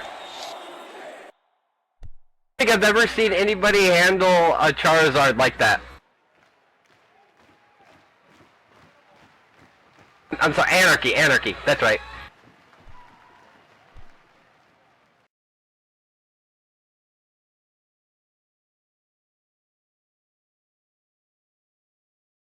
And it seemed to take quite a bit out of both of them.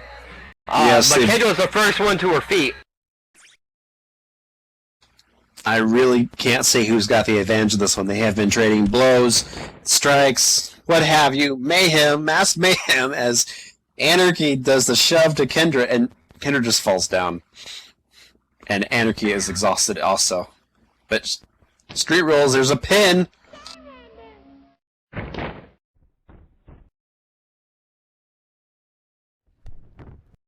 There's 1, 2, and...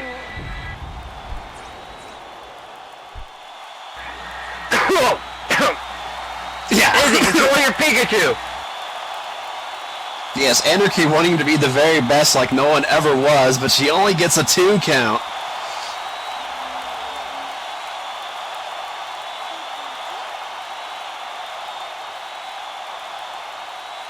Oh, God. Set up. He does a spark. He's going to blow everything up.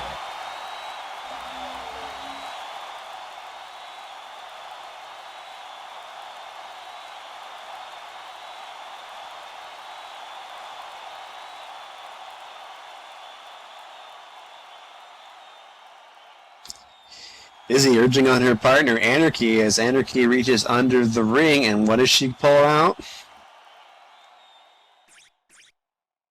Looks like a trash barrel.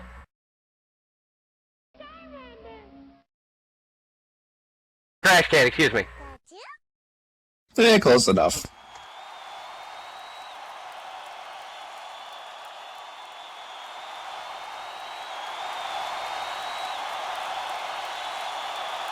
You know, this is terribly ironic because, again, as we all remember from Summer Days, Kendra had put that cat carrier on Legata Loca, and Looks like Anarchy's about to put a barbed wire. Looks like barbed wire trash can.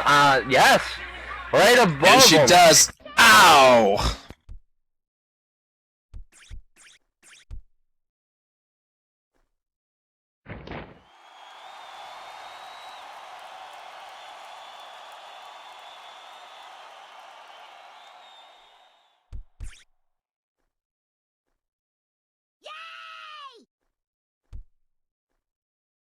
Tell you what, this is definitely taking a turn. Because right now we've got Kendra just kind of sitting there. Where the hell she's at? Yep. Remember at the promo with Team Overdrive when the Fate Weavers came out, the Fate Weavers had the last laugh, and they might have the last laugh here as Anarchy comes off the side of the ring apron and does a huge front flip drop kick onto Kendra with that barbed wire trash can over her head. You just hear her voice echoing from that trash can. Yes. Basement drop kick to top it all off.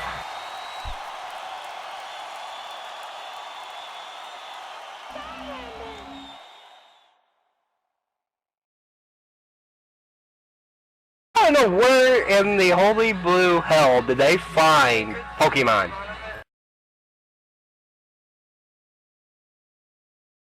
I don't know, but Anarchy is not done yet.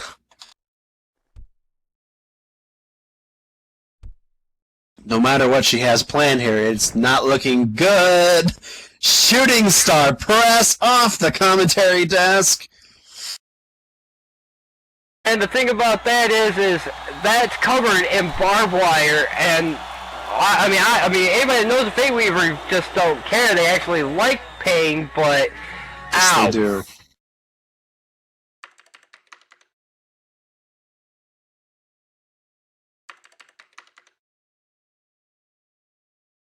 I don't think Kendra has any idea where she is.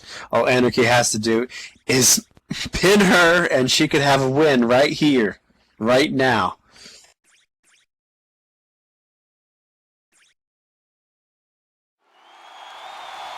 Alex is Anarchy- asking if she wants her to kick it more. I don't think anybody here would object to that. Probably not. Hey, and apparently it's why you can actually hear her banging outside. Anarchy is actually bleeding from that shooting star press onto that trash can. That barbed wire obviously catching and ripping her flesh. Yep, I would hate to see what Kendra looks like now underneath that trash can.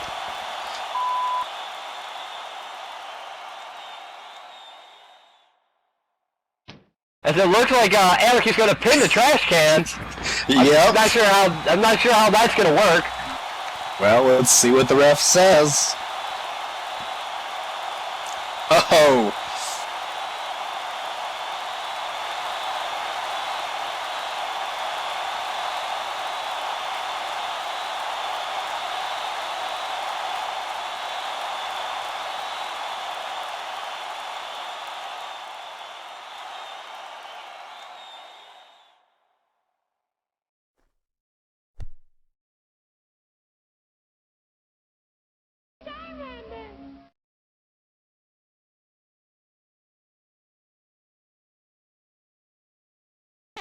And Kendra just falls right over, exhausted. And am I seeing what I think I'm seeing? Oh no, it really depends, because I'm seeing a lot of things I don't believe. Is the trash can pinning Charizard? Oh my god, she was. And Kendra got the 3 count.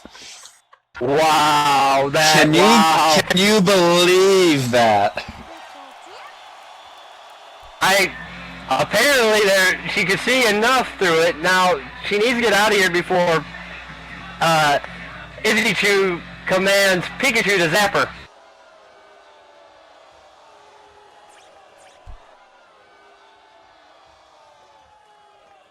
Because I don't know, there we go. But she still got that one, so she can be a conductive. Oh my god. I really don't know what to do, but your winner is still Hillcast champion, Kendra Chemistry!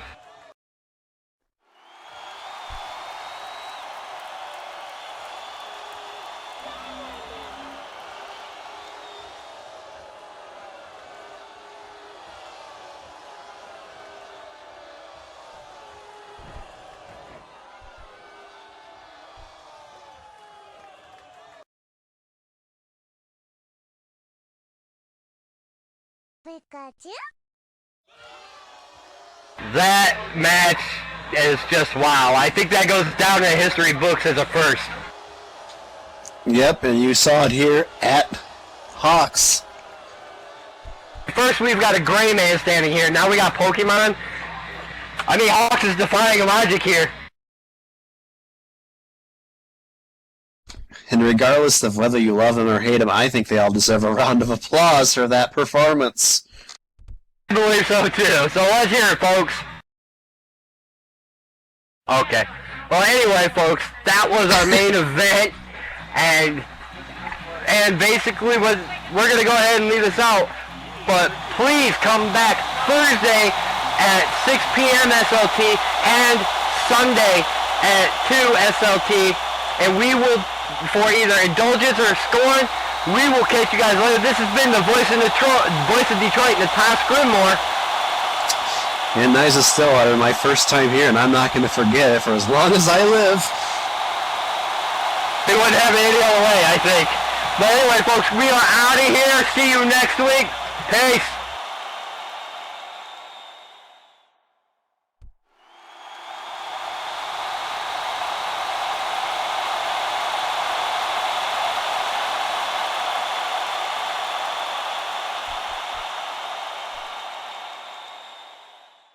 This video was filmed on location by Zarrakan Productions. Zarrakan Productions is an umbrella group for many YouTube shows and businesses both inside and outside of Second Life. Please go to Zarrakan.com for a complete listing of shows and businesses associated with Zarrakan Productions, and their own media links. Zarrakan Productions shows have been organized alphabetically in playlists in a year, month, day format for easier video navigation. Multiple part videos have been named accordingly, starting with part 1, and the last video of a multiple part video series will have end as a part of its title. Please like, comment, and share this video as it helps both Zarrakan Productions and the creators of this video's content. Also, be sure to check the playlists for past episodes of show content, and subscribe to this channel for future videos. Thank you for watching, and happy wandering.